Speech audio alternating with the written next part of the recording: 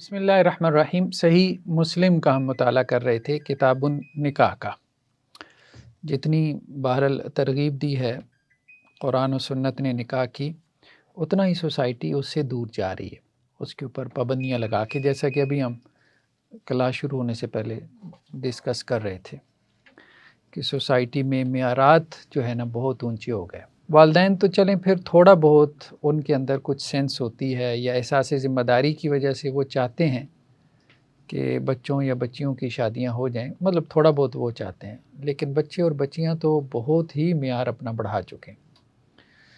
تو یہ بڑی خطرناک سچویشن ہے، اور ایک رپورٹ کے مطابق کوئی 1 کروڑ سے زائد جو ہے وہ خواتین 35 سال کی عمر سے جو ہے وہ تجاوز کر چکی ہیں پاکستان کے اندر، اور ان کی شادیاں نہیں ہو پا رہی۔ پھر یہ ہے کہ شادیاں ہو جاتی ہیں، اس کے بعد کمپرومائز کرنا، وہ بالکل جسے کہتے ہیں 0% ٹالرنس جو ہے نا وہ آ چکی ہے دونوں طرف سے۔ ذرا سی باتوں کے اوپر جو ہے وہ علیحدگی اور ڈائیورس کی طرف چلے جانا، خلا کی طرف چلے جانا، یعنی اول تو شادی نہیں ہو رہی، ہو جائے تو ٹکتی کوئی نہیں ہے۔ تو اس لحاظ سے یہ صورتحال بڑی خطرناک ہو چکی ہے۔ تو نوجوان نسل کو اس کے بارے میں سوچنا چاہیے، اس سے پھر نفسیاتی مسائل بھی جو ہے وہ پروان چڑھ رہے ہیں۔ آپ اس کی وجہ کیا سمجھتے ہیں؟ وجہ زیادہ تر تو بڑی وجہ سوشل میڈیا ہے۔ سوشل میڈیا میں بھی خاص طور پہ یہ جو آپ کی ایپس ہیں نا، انسٹا وغیرہ، تو انہوں نے، اور اسی طرح سوشل میڈیا انفلوئنسرز نے، اور اسی طرح یہ جو آپ کی شوبز کی دنیا ہے اس نے، اور آپ کے ٹک ٹاکرز نے، یوٹیوبرز نے ایک ہائپ کریٹ کر دی ہے، ایک لائف سٹائل دکھا کے نا، جسے وہ وی لاگنگ کہتے ہیں۔ اس وی لاگنگ میں زیادہ تر وہ اپنا دکھا رہے ہوتے ہیں، خاندان، فیملی، اپنا گھر بار، گاڑی، میں نے بیوی کو اتنے لاکھ کا بیگ دے دیا، یہ وہ ایک ہے، کیا نام ہے، ڈکی بھائی۔ تو اب اس کے کیس آپ دیکھ لیں، میں نے تو اس کی کوئی 1 آدھ ویڈیو ہی دیکھی ہے، اس کے بعد تو مجھے سمجھ ہی نہیں آئی۔ وہ ٹک ٹاک کے پہ میں کوئی 2-3 دفعہ گیا ہوں گا، لیکن مطلب بہت ہی ولگیرٹی ہے، وہ چھوٹے جو ہے وہ کلپس ہوتے ہیں، اور وہ ایسا ہی کانٹینٹ وائرل ہوتا ہے۔ اب عام دیہاتی آدمی اب آپ دیکھیں کہ اس نے وہ ٹک ٹاک کے اوپر اکاؤنٹس بنا کے، اور وہ مطلب V8 خرید لی ہیں، پراڈو خرید لی ہیں، ٹھیک ہے۔ تو اب لوگوں کو یہ لگتا ہے کہ جی بس زندگی کے سارے مسائل کا حل یہی ہے، اور پیسہ ویسا ہونا چاہیے، اور حالانکہ ایسی بات نہیں ہے۔ جہاں پیسہ ہے وہاں بھی مسائل ہیں، بلکہ زیادہ مسائل ہیں۔ صحیح بات یہی ہے۔ قرآن نے یہ جو کہا نا کہ تمہارے مال اور تمہاری اولاد تمہارے لیے آزمائش ہے، انسان یہ سوچتا نہیں ہے۔ تو بعض اوقات انسان بناتا ہے اپنی اولاد کے لیے پراپرٹیاں بناتا ہے، اپنی اولاد کے لیے ایسٹس بناتا ہے، ٹھیک ہے، وہ ایک فطری خواہش ہے انسان کی۔ ابھی کچھ عرصہ پہلے میری کسی مل اونر سے بات ہو رہی تھی، وہ خیر کسی مذہبی ایشو کے اندر، تو وہ باتوں میں مجھے کہنے لگے کہ کافی بڑے مل اونر تھے کہ یار بات یہ ہے کہ میں اپنی اولاد سے نا بہت ڈر اور خدشہ محسوس کرتا ہوں، اور وہ سارا ڈر اور خدشہ کس وجہ سے؟ پراپرٹی، ایسٹ، مال و دولت چیز ہی ایسی ہے، ٹھیک ہے۔ مطلب بادشاہوں میں آپ دیکھتے ہیں کہ اولادیں کیا کرتی تھی اپنے والد کو۔ اب سب سے نیک تو مغل ایمپرر وہ اورنگزیب عالمگیر تھا، تو اس نے کیا کیا؟ یہ ہے ہی سارا گند، صحیح بات یہی ہے۔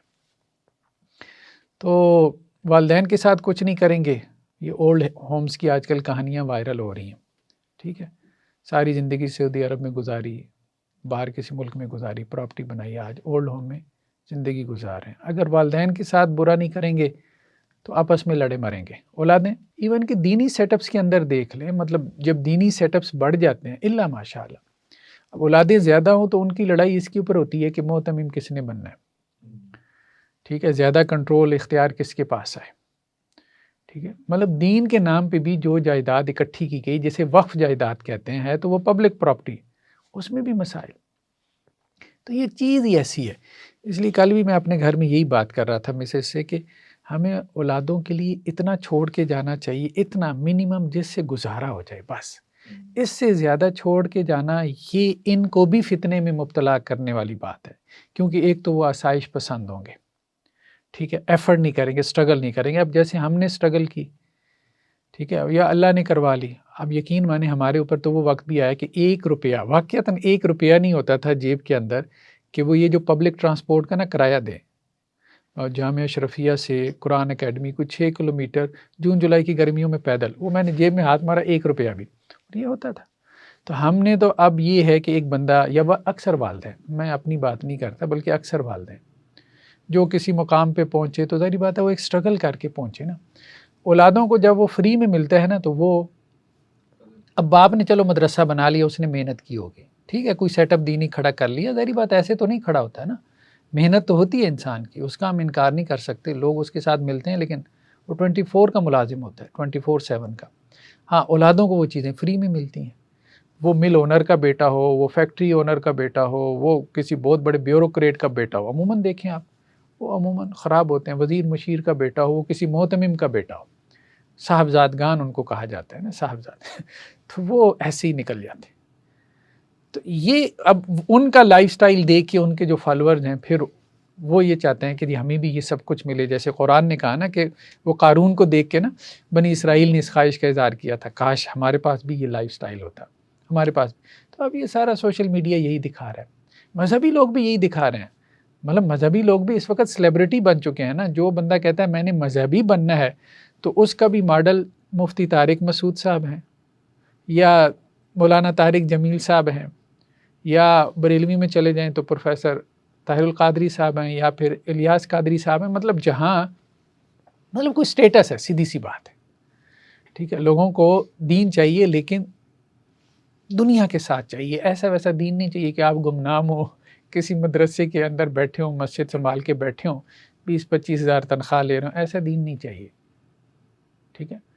تو اب یہ صورتحال بن چکی ہے، مطلب دنیا جو ہے نا وہ غالب آ چکی ہے، بہت زیادہ غالب آ چکی ہے، دین کے اوپر بھی، دینی تصورات کے اوپر بھی غالب آ چکی ہے، ٹھیک ہے۔ تو ہم یہ نہیں کہتے کہ میں کوئی یہ کہوں کہ جی میں کوئی بڑا وہ ہوں، ساری بات یہ ہے انسان کو ہر وقت اپنا کریٹیکل انالیسس کرنا پڑتا ہے، یہ چیزیں ہر کسی کو کرنا ہے۔ تو یہ ایک بڑی وجہ ہے جس کی وجہ سے جو ہے نا یہ مسائل پیدا ہو رہے ہیں، اب برداشت بالکل نہیں رہ گئی۔ اللہ کے رسول صلی اللہ علیہ وسلم نے فرمایا، عقبہ بن عامر رضی اللہ عنہ سے روایت ہے، ان احق الشرط ان یوفی بہ ما استحللتم بہ الفروج، کہ سب سے زیادہ حق جن شروط کو پورا کرنے کا ہے وہ شروط ہیں جو نکاح کے موقع پر لگائی جاتی ہیں، جن کے ذریعے سے تم فروج کو حلال کرتے ہو۔ مطلب نکاح کے موقع پہ یا عقد نکاح میں جو میرج کانٹریکٹ ہے اس میں جو کنڈیشنز لگائی جاتی ہیں ان کنڈیشن کو پورا کرنا سب سے زیادہ ضروری ہے، یعنی بہت ضروری ہے۔ تو اس کا مطلب یہ ہے کہ نکاح کے موقع پہ کنڈیشنز لگائی جا سکتی ہیں، لیکن ایسی کنڈیشنز جو کہ نکاح کے مقاصد کو فلفل کرتی ہوں، اس کے آبجیکٹیوز کے مطابق ہوں۔ نکاح کے مقاصد کے اگر خلاف ہوں تو پھر نہیں۔ اب مثال کے طور پہ کوئی خاتون جو ہے وہ یہ شرط لگاتی ہے میں اولاد پیدا نہیں کروں گی، ٹھیک ہے، اب یہ شرط نہیں لگائی جا سکتی، ظاہر بات ہے نکاح کے مقاصد کے خلاف ہے۔ نکاح کا مقصد ہی یہی ہے کہ انسان کی نسل آگے بڑھے، نسل آگے کیسے بڑھے گی، ٹھیک ہے۔ تو اب ویسے حدیث کے اندر بھی آتا ہے کہ ایک صحابی نے آپ علیہ السلام سے پوچھا تھا کہ جی میں ایک خاتون سے نکاح کرنا چاہتا ہوں لیکن وہ بچہ نہیں جنے گی، یا تو اس وجہ سے کہ وہ بانجتی، یا یہ ہے کہ وہ جننا نہیں چاہتی تھی، تو آپ علیہ السلام نے منع فرما دیا تھا۔ تو نکاح کے مقاصد کے خلاف اگر کوئی شرط ہوگی تو پھر وہ پوری نہیں کی جائے گی۔ اب مثال کے طور پہ کوئی خاتون کہتی ہے کہ جی میں نکاح اس شرط پہ کرتی ہوں، یا کسی خاتون کے اولیاء یہ کہتے ہیں، والدین یہ کہتے ہیں نکاح اس شرط پہ کرتے ہیں کہ ہماری بیٹی گھر سے رخصت نہیں ہوگی، یعنی شوہر نے آنا ہے تو ہمارے گھر میں آ کے مل لے۔ صحیح بات ہے یہ نکاح کے مقاصد کے خلاف ہے، اس نے رخصت ہو کے جانا ہے شوہر کے گھر، شوہر نے رخصت ہو کے نہیں آنا، جسے ہمارے ہاں گھر دماد کہتے ہیں۔ مطلب اگر وہ گھر دماد کی شرط لگا دے تو اب ظاہری بات ہے یہ ذلت ہے، یہ رسوائی ہے۔ اچھا ہو سکتا ہے آج کل کے حالات میں کوئی اس کو انجوائے کرے وہ کہے نہیں مجھے کوئی اس سے مسئلہ نہیں ہے، ٹھیک ہے، فری میں سب کچھ مل رہا ہے۔ فری میں تو خیر کچھ نہیں ملتا، اس کے بدلے میں ذلت سہنی پڑتی ہے، سیدھی سی بات ہے۔ ایسے کوئی فری میں نہیں دیتا، اتنا حاجی نیک پرہیزگار کوئی بھی نہیں ہے، ٹھیک ہے۔ اگر آپ کو گھر دماد بنائیں گے تو وہ ساتھ کچھ اور بھی بنائیں گے, صرف گھر دماغ نہیں بنائیں گے. جی ایسا یہ اکثر ہوتا ہے کہ بعض احباب کے ساتھ پتہ چلا ہے یا ملاقات ہے تو ان کی پہلی بیوی فوت ہو گئی, ان کے بچے ہیں, تو ان سے اگر نکاح کا کہا جائے یا وہ ڈیمانڈ کرتے ہیں کہ ہمارا نکاح کر دیجیے ایسی عورت سے جو بچہ پیدا کرنے کی صلاحیت نہ رکھتی ہو, یہ صحیح ہے؟ دیکھیں, ایک خاتون کے پہلے سے بچے ہیں مثال کے طور پہ, نہیں آدمی کے بچے ہیں, خاتون کے نہیں ہیں. ہاں ہاں, وہ چاہتا ہے کہ میں وہ گارداری کے لیے اسے لے آؤں اور بچے نہ پیدا کریں گے. دیکھیں خیر بہرحال یہ نکاح کے مقاصد کے خلاف ہے, ہم یہی کہیں گے. اگر دونوں کی میچر رضامندی ہے تو وہ جیسے کہتے ہیں میاں بیوی راضی تو کیا کرے قاضی, ٹھیک ہے, لیکن بہرحال نکاح کے مقاصد کے خلاف ہے. اور اگر عورت کی یہ ڈیمانڈ ہے, بعض اوقات یہ ہوتا ہے کہ شوہر جو ہے وہ ایک سیکنڈ میرج کرتا ہے, وہ کہتا ہے بھائی پہلی بیوی سے میرے بچے ہیں. اب دوسری خاتون کو بھی تو اولاد کا شوق ہے نا, اس کی ایک فطری خواہش ہے اولاد, عورت کے اندر ایک فطری خواہش ہوتی ہے ماں بننے کی خواہش, ٹھیک ہے. بچپن سے آپ دیکھتے ہیں کہ وہ بچیاں جو ہے وہ گڑیوں سے زیادہ کھیلتی ہیں, ٹھیک ہے, اور بچے جو ہے وہ انجینئرنگ اور چیزوں کی چھیڑ خاڑ جو بھی چیز دیکھیں اس کو کھول کے رکھ دیں گے. تو وہ ذہن کا فرق ہے نا, مزاج کا بھی فرق ہے, جذبات کا بھی فرق ہے. تو اس لیے فطرت کے اوپر پابندی نہیں لگائی جا سکتی. یہ پابندی جو ہے شوہر نہیں لگا سکتا سیکنڈ میرج میں کہ جی میں تم سے بچے نہیں پیدا کروں گا, یہ نہیں پابندی لگا. میرے پہلی بیوی سے 4 بچے ہیں, میں نے مزید کیا, وہ ٹھیک ہے, وہ کہتا ہے میرے پہلی 4 ہے, مجھے تو ملی ہوئی ہیں, لیکن اس کو تو نہیں نا ملی ہوئی, اس کی تو اولاد نہیں. اور پھر یہ بھی مسئلہ ہے کہ وہ سیکنڈ وائف بھی یہ سمجھتی ہے کہ جب تک بچہ نہیں ہوگا تو ہمارا بانڈ مضبوط نہیں ہوگا. بچے کے بغیر تو وہ کچے دھاگے کا رشتہ ہے, کل مجھے کک مار دے. تو وہ اس کی سمجھداری بھی یہی ہے کہ اگر اس نے رشتے کو مضبوط کرنا ہے تو اسے اولاد پیدا کرنی ہے اس سے, ٹھیک ہے. تو اب میرے پاس تو ایسا بھی کیس آ جاتا ہے کہ وہ شوہر نے یہ شرط لگا کے سیکنڈ میرج کی, ٹھیک ہے, اس کے بعد حمل ٹھہر گیا. اب وہ بیوی کو کہہ رہے کہ جی تم یہ حمل گرا دو کیونکہ ہماری یہ شرط طے تھی. تو میں نے کہا نہیں, بالکل بھی نہیں, یہ جائز نہیں ہے. بھلے شرط طے تھی تو لیکن یہ شرط تم نے غلط اس سے لکھوائی. تم کہہ بھی دو کہ تم نے لکھوائی ہے تو تم نے غلط لکھوائی ہے. کہتے نہیں جی اس نے چلاکی کی. تو بھائی وہ ایک علیحدہ مسئلہ, چلاکی کی کہ نہیں چلاکی کی, لیکن مسئلہ یہ ہے کہ یہ تو شریعت کے مقاصد کے عین موافق ہے, ٹھیک ہے. ہاں ایسی شرط لگائی جا سکتی ہے مطلب جو شریعت کے مقاصد کے موافق ہو, جو اس کے خلاف ہو تو وہ نہیں لگائی جا سکتی. اب مثال کے طور پہ شوہر بیوی کو کہتا ہے کہ جی آپ جاب نہیں کرو گی, تو ٹھیک ہے, بیوی کا اصل جو شریعت کا مقصد یہ ہے کہ وہ بچوں کی تربیت کرے. اب بچے ہیں مثال کے طور پہ 2 بچے ہو گئے, بیوی کہتے ہیں میں جاب کرنی ہے, تو کہتا ہے نہیں آپ گھر میں رہو, میں آپ کا خرچہ اٹھا رہا ہوں, ساری ذمہ داری پوری کر رہا ہوں. ایسی شرط لگائی جا سکتی ہے, ٹھیک ہے, اس میں کوئی حرج کی بات نہیں ہے, ٹھیک ہے. سر یہ نکاح نامے کے اوپر کافی ساری اور بھی شرائط ہوتی ہیں کہ جی یہ مقام لے کے دے گا, اتنی زمین جو ہے وہ نام کرے گا, اور یہ ساری, ان کو ہم کیا کہیں؟ ہاں کچھ شرائط ایسی ہیں کہ جو درمیان میں آ جاتی ہیں, ٹھیک ہے. درمیان میں مطلب ایک یہ ہے کہ جو شریعت کے مقاصد کے خلاف ہیں یا نکاح کے مقاصد کے خلاف ہیں, جیسے ہم نے ابھی ڈسکس کیا کہ بچہ نہیں لینا یا گھر داماد بننا. اور ایک یہ ہیں جو شریعت کے مقاصد کے موافق ہیں, کوئی مقصد پورا ہو رہا ہے نکاح کا اس سے, ٹھیک ہے. مثال کے طور پہ بیوی یہ شرط لگاتی ہے کہ جی شوہر جو ہے وہ نان نفقہ دے گا, تو ظاہری بات ہے اس کا حق بنتا ہے, وہ شرط لگا سکتی ہے. یا اگر جو ہے نا وہ مطلب طلاق دے دیتا ہے تو اب بچوں کا جو ہے وہ خرچ اٹھائے گا, ٹھیک. تو ایسی شرط بیوی کی طرف سے بھی لگائی جا سکتی ہے جس سے اس کے جو رائٹس ہیں وہ سیکیور ہوں, جو بیوی کے ایکچوئل میں رائٹس ہیں, ٹھیک ہے. اور شوہر کی طرف سے لگائی جا سکتی ہے جیسے شوہر کے رائٹس سیکیور ہوں. اب کچھ چیزیں درمیان میں ہو سکتی ہیں, مثال کے طور پہ جیسے ابھی انہوں نے مثال دی ہے مالی منفعت سے متعلق. عام طور پہ جیسے جو ہے وہ ڈیمانڈ کر دیتے ہیں, کبھی لڑکے والے کبھی لڑکی والے انسیکیور ہو کے کہتے ہیں کہ جی ہمارے نام گھر کرو, تو لگائی جا سکتی ہے ایسی شرط, یہ درمیان میں آ جاتی ہے. مقاصد کے خلاف نہیں ہے, شریعت کے مقاصد کے خلاف نہیں ہے. ایک مالی منفعت وہ چاہ رہے ہیں لڑکی والے, آپ اگر نہیں افورڈ کر سکتے آپ انکار کر دیں, آپ کہیں نہیں ہم گھر نام نہیں کر سکتے, کیا ہوگا زیادہ سے زیادہ رشتہ نہیں ہوگا. پھر یہی ہے. یہ بھی ہے کہ وہ میں علیحدہ رہوں گی, لڑکی کی طرف سے ڈیمانڈ. ہاں اب یہ بھی درمیان کی اس میں آ جاتا ہے, یہ آپس کی باہمی انڈرسٹینڈنگ ہے, ٹھیک ہے. یعنی اگر لڑکی کی طرف سے یہ شرط آتی ہے کہ جی وہ سسرال میں نہیں رہے گی، یہ بھی درمیان میں آ جاتی ہے. یعنی کچھ شرائط ایسی ہیں کہ جو آپ کہیں کہ جی بظاہر محسوس نہیں ہوتا کہ شریعت کے مقاصد کے اگینسٹ ہیں یا اس کے فیور میں. دونوں طرح کی رائے ہو سکتی ہے نا. مثال کے طور پہ عورت سسرال کے ساتھ رہ رہے یا عورت علیحدہ رہ رہے، کوئی مسئلہ تو نہیں ہے شریعت کو، ٹھیک ہے. جب دونوں صورتیں ہیں تو اب اس میں وہ کسی ایک طرف جا سکتی ہے جہاں دونوں چیزیں الاؤڈ ہوں. ایک یہ بھی رکھتے ہیں کہ طلاق دے گا تو پھر 15 لاکھ روپے جو ہے وہ دے گا، یا دوسری شادی کرے گا تو 15 لاکھ جو ہے وہ جمع کروائے گا لڑکی کو. اجازت والا بھی ہے کہ دوسری شادی کرے گا تو پہلے اجازت. دیکھیں کچھ چیزیں ایسی ہیں، اب دوسری شادی کرنے سے پہلے اجازت لینا یہ ہمارے ہاں قانونی مسائل ہیں. شریعہ نے اس کا پابند نہیں کیا، سیدھی سی بات ہے، ٹھیک ہے. اسی طرح سے عورت کو جو ہے وہ طلاق کا حق دے دینا، شریعت نے اس کا نہیں کہا. تو یہ ایسی شرائط ہیں جو نکاح میں نہیں لگانی چاہیے. ہاں زیادہ سے زیادہ یہ ہے کہ دیکھیں اصل میں شوہر کے اوپر جو ہے وہ برڈن ڈالا گیا مالی، یہی ہے نا، کہ وہ حق مہر بھی دیتا ہے، وہ نان نفقہ بھی اٹھاتا ہے، بیوی کا بھی، بچوں کا بھی خرچ اٹھاتا ہے. اگر تو کوئی شرط ایسی ہے کہ جس میں کوئی عورت کو مالی منفعت حاصل ہو رہی ہو تو وہ تو سمجھ میں آتا ہے کہ وہ الائن کر رہی ہے شریعہ کے آبجیکٹیو کے ساتھ، ٹھیک ہے. مطلب شوہر سے کوئی مالی منفعت عورت کو جا رہی ہو. لیکن یہ ہے کہ اگر کوئی ایسا ہو کہ جس سے شوہر کی آپ کہہ لیں کہ جی اتھارٹی چیلنج ہو رہی ہو، یا گھر کا جو نظم ہے وہ ڈسٹرب ہو رہا ہو، ٹھیک ہے، یا بچوں کی تربیت متاثر ہو رہی ہو، تو پھر وہ شرائط نہیں لگانی چاہیے. جہاں تک مالی منفعت کا معاملہ ہے تو مال آنی جانی چیز ہے. اگر شوہر دل بڑا کرنا چاہتا ہے تو کر لے. مطلب جائز شروط میں سے، آپ ظاہر بات ہے جائز شروط بھی تو دونوں کی کنسنٹ سے ہوتی ہے نا.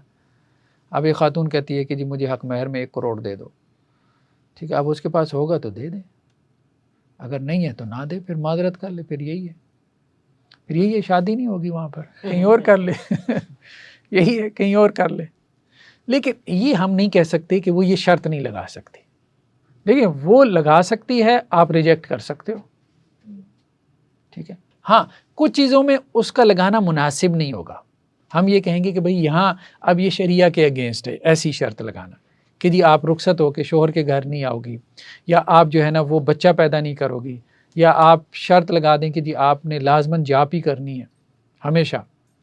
کبھی جاب کے حالات ہو سکتے ہیں، کبھی نہیں ہو سکتے، ٹھیک ہے. ہمیشہ کی شرط نہیں لگائی جا سکتی، ٹھیک ہے. جو شریعت نے کوئی فیملی سسٹم کا بھی کر دیں گے، جوائنٹ فیملی سسٹم ہونا چاہیے. دیکھیں شریعت نے ہمیں مجبور نہیں کیا، ٹھیک ہے. بہت ساری چیزوں کو کھلا اوپن چھوڑ دیا ہے. آپ جوائنٹ فیملی سسٹم میں رہیں، آپ علیحدہ رہیں، جو آپ کو سوٹ کرتا ہے. دیکھیں جوائنٹ فیملی سسٹم کے فوائد بھی ہیں، نقصانات بھی ہیں. وہ کون سا آپ کہہ رہے تھے کہ پچھلے دنوں میں سوشل میڈیا پہ پڑھ رہا تھا کہ یار جوائنٹ فیملی سسٹم کے اندر نا گھر میں آئس کریم لے کر آنا بھی بڑا جان جوکھوں کا کام ہوتا ہے بیوی کے لیے.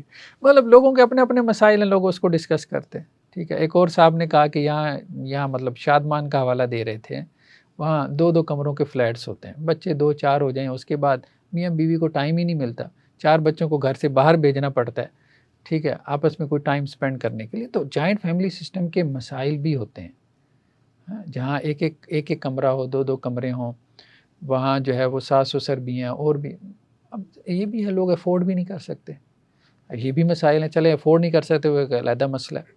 لیکن یہ ہے کہ سیپریٹ فیملی سسٹم کے بھی علیحدہ مسائل ہیں. جوائنٹ فیملی سسٹم میں یہ ہے کہ اکٹھا کھاتا ہونے کی وجہ سے یوٹیلیٹی بلز آپ کے اکٹھے آ جاتے ہیں، کھانے پینے کا بھی خرچہ جو ہے وہ آپ کا ڈیوائیڈ ہو جاتا ہے، اور ایک دوسرے کے مطلب اب جیسے دیکھیں نا ساس سسر ہیں، بچے کو آپ کے سنبھال لیں گے، یہ بھی ہے نا. اس میں جو ہے نا اکٹھا رہنے والی فیملی سسٹم یہ ہمارے کلچر کا ایک حصہ بن گیا. ہماری سوچ میں یہ نہیں ہے کہ بچے کی شادی کی ہے اسے علیحدہ کرنا ہے، اور وہ کہتے ہیں اسے اپنے ساتھ ہی رکھنا ہے، چاہے کچھ ہو جائے، چاہے 1 کمرہ دیں یا اسے برآمدے میں سلائیں.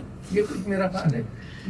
ہاں ٹھیک ہے، مطلب یہ ہے کہ علیحدہ. دیکھیں یہ بات ہے کہ آپ کا بچہ تو چلیں برداشت کر لے گا، وہ جو آئی ہے نا تو اس کو کم از کم کچن اور واش روم علیحدہ اس کا ہونا چاہیے. اب بعض خواتین یہ بھی کہتی ہیں کہ جی اب مجھے ساس کے کمرے میں جانا پڑتا ہے واش روم استعمال کرنے کے لیے. اچھا بعض اوقات ساس یہ کرتی ہے کہ وہ میاں بیوی کے بیڈ روم میں جا کے سو جاتی ہے. اب مطلب ایسا بھی کرتی ہے نا، وہ ایک وجہ بھی ہوتی ہے. خاص طور پہ دیکھیں بروکن فیملیز کے اندر یہ ہوتا ہے، اب ماں کو ہو گئی ڈائیورس، اب اس نے اپنی اولاد کو پالا، بچپن سے پالا، اپنی ساری زندگی اس کے نام کر دی، وقف کر دی.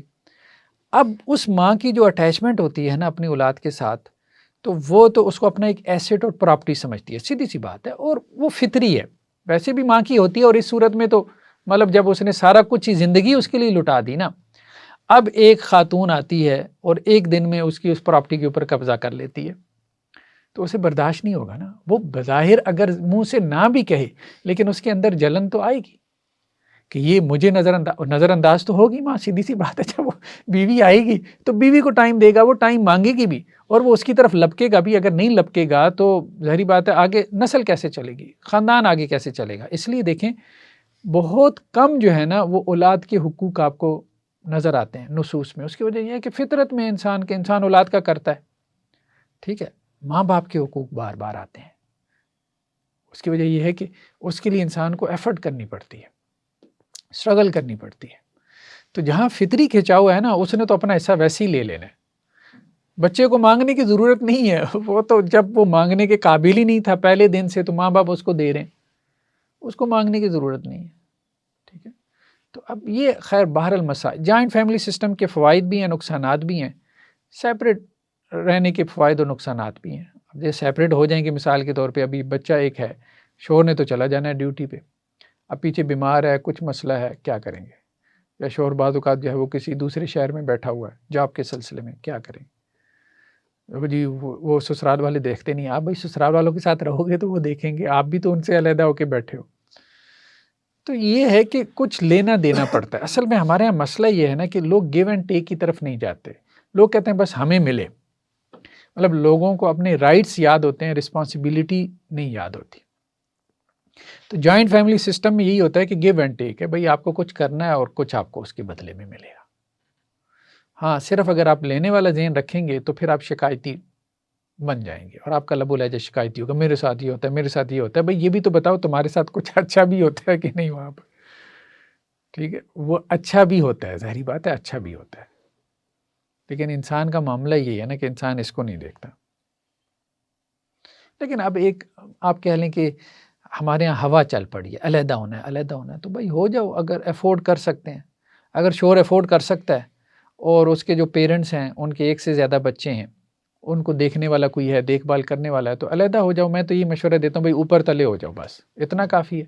7 گھر لے لو، اسی گلی میں پورشن لے لو، کرائے پہ مکان لے لو، چلو ماں باپ کو بھی دیکھتے رہو، اس کو بھی ذرا علیحدہ کر دو. یا اور نہ صحیح گھر میں ہی جو ہے وہ تھوڑی سی دیوار ڈال کے کچن اور اس کا واش روم علیحدہ کر دو، بس اتنا علیحدہ کر دو تو یہ بھی کافی ہے. آپ کی رائے میں یہ بہتر ہے کہ سیپریٹ رہنا چاہیے؟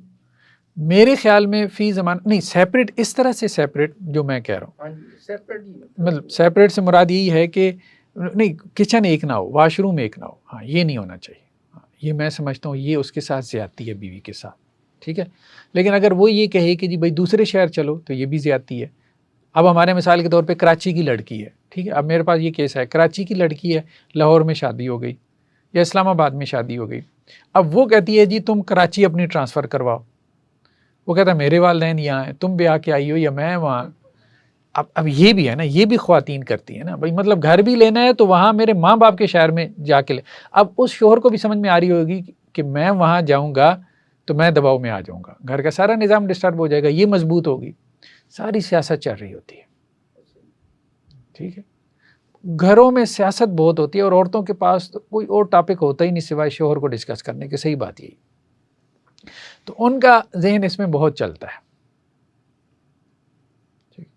تو اس لیے اس میں جو ہے نا مرد عموماً یہ کاروبار میں اور جاب ان مسائل کے اندر الجھے ہوتے ہیں، وہ زیادہ سوچ نہیں پاتے ان معاملات. مشورہ یہ ہے ایسے بیانات ذرا سوچ سمجھ کے دیا کریں. نہیں تو یہ معاملہ ہے. تو شرائط لگائی جا سکتی ہیں، خلاصہ یہ ہے، لیکن ایسی شرائط جو کہ موافق ہو. شروع میں تو میں نے کسی جگہ لکھا بھی ہے، تو جب میری نئی شادی ہوئی تو 1-1.5 سال 2 سال تک مجھے نہیں سمجھ میں آتی تھی کہ کیا ہو رہا ہے میرے ساتھ. صحیح بات. اور میں نے کسی جگہ لکھا ہے کہ میں قرآن کی آیت سوچتا تھا، یہ سورہ زخرف کی آیت ہے کہ اللہ تعالیٰ یہ کہتے ہیں اَوَمَن يُنَشَّأُ فِي الْحِلْيَةِ وَهُوَ فِي الْخِصَامِ غَيْرُ مُبِينٍ، کہ یہ عورت جو ہے نا جھگڑے میں غیر واضح ہوتی ہے، مطلب اس کو کوئی پتہ نہیں ہوتا کہ جھگڑا کیسے کرنا ہے. ٹھیک ہے. لیکن جب میں اس کے ساتھ بحث کرتا تھا تو ہمیشہ وہ بحث جیت جاتی تھی، یعنی میری بیگم. اور میں ایسے ہمنکوں کی طرح دیکھ رہا ہوتا تھا کہ کیا کروں. ٹھیک ہے، تو مطلب وہ پوری لاجیکل، جیسے اس کی پوری ورکنگ، پیپر ورک سب مکمل ہوتا ہے.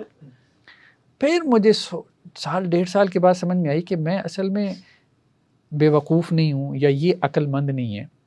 ٹھیک ہے، اصل میں مسئلہ کیا ہے؟ مسئلہ یہ ہے کہ ہماری جو عورتیں ہیں نا، ان کے پاس اور ٹاپک ہوتا کوئی نہیں ہے.